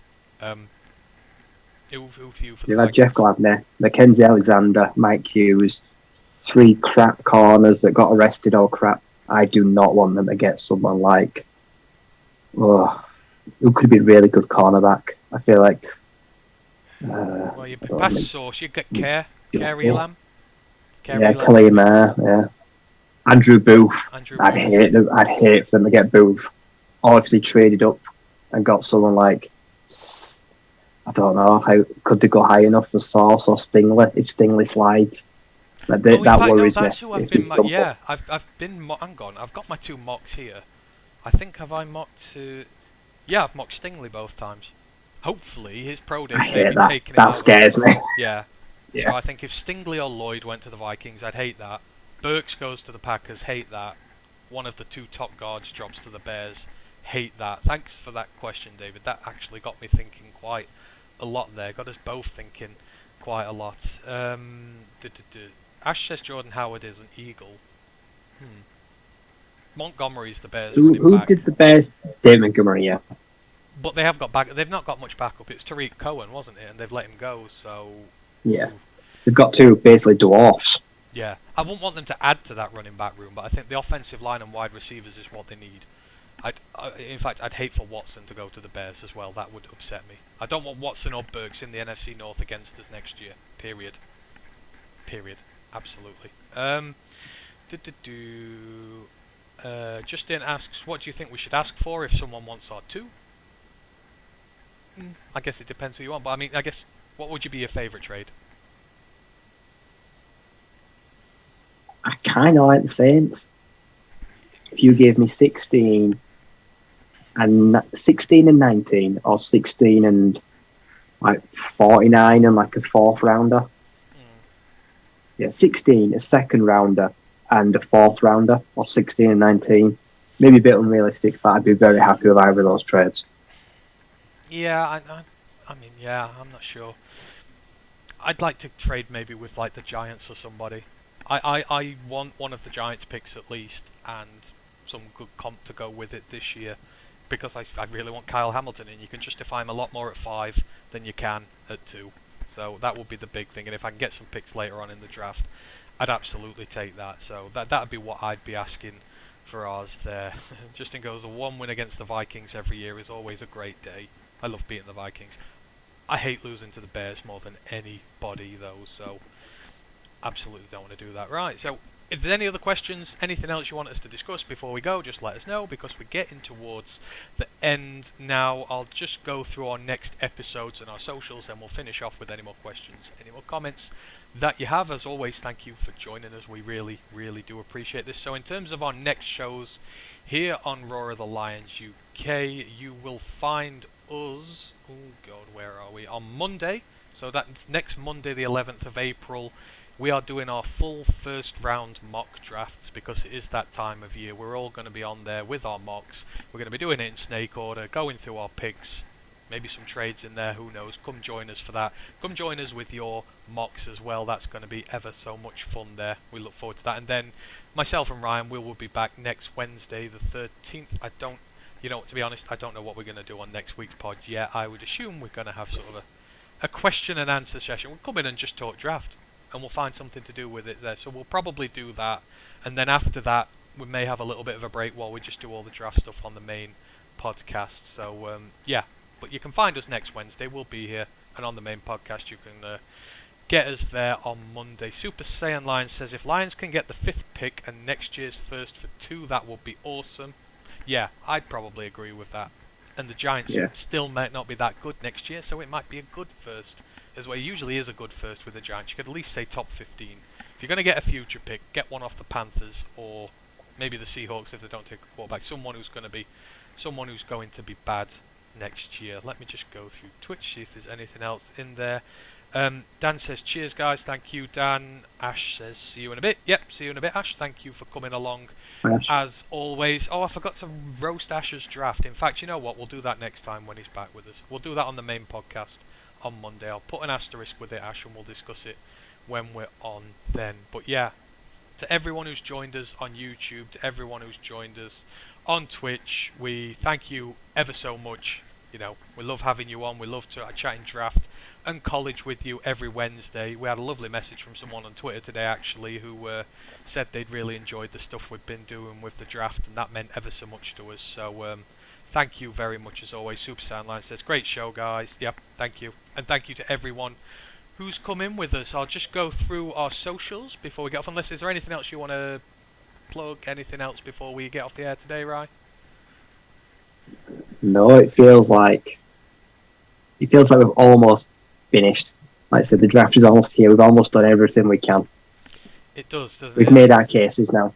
We have, and hopefully people enjoy that. We'll put our mock drafts up on Twitter, so you can go on there and either like it or roast it just as much as you want, really. But it's all good fun. To be honest, at the end of the day, we're all going to get to the draft. We're all going to support whoever the Lions draft, and it's going to be good fun. We're going to have a good team next year, and I just can't wait for Lions football to come back again. So yeah, that is as it is. So yeah, as I say, you can find us all over the internet on our socials. So you can find us at Roar of the Lions UK on YouTube. Obviously, if you're already here, you already know. Twitch, you can find us at ROTL_UK. Obviously, you know, if you can get on there, send us a subscription, anything, we will really appreciate it. If you've got Amazon Prime, you get a free one. You can send it our way.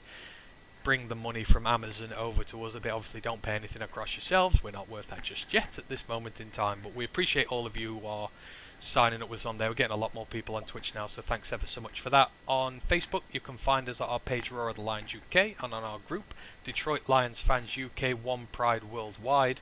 On Twitter, you can find us at ROTL_UK. Come and talk draft anytime you like. I'm on there most of the time. Instagram, you find us at ROTL_UK, and on the website, you find us at www.roarofthelionsuk.com. Got lots of good articles about to drop for the draft there now.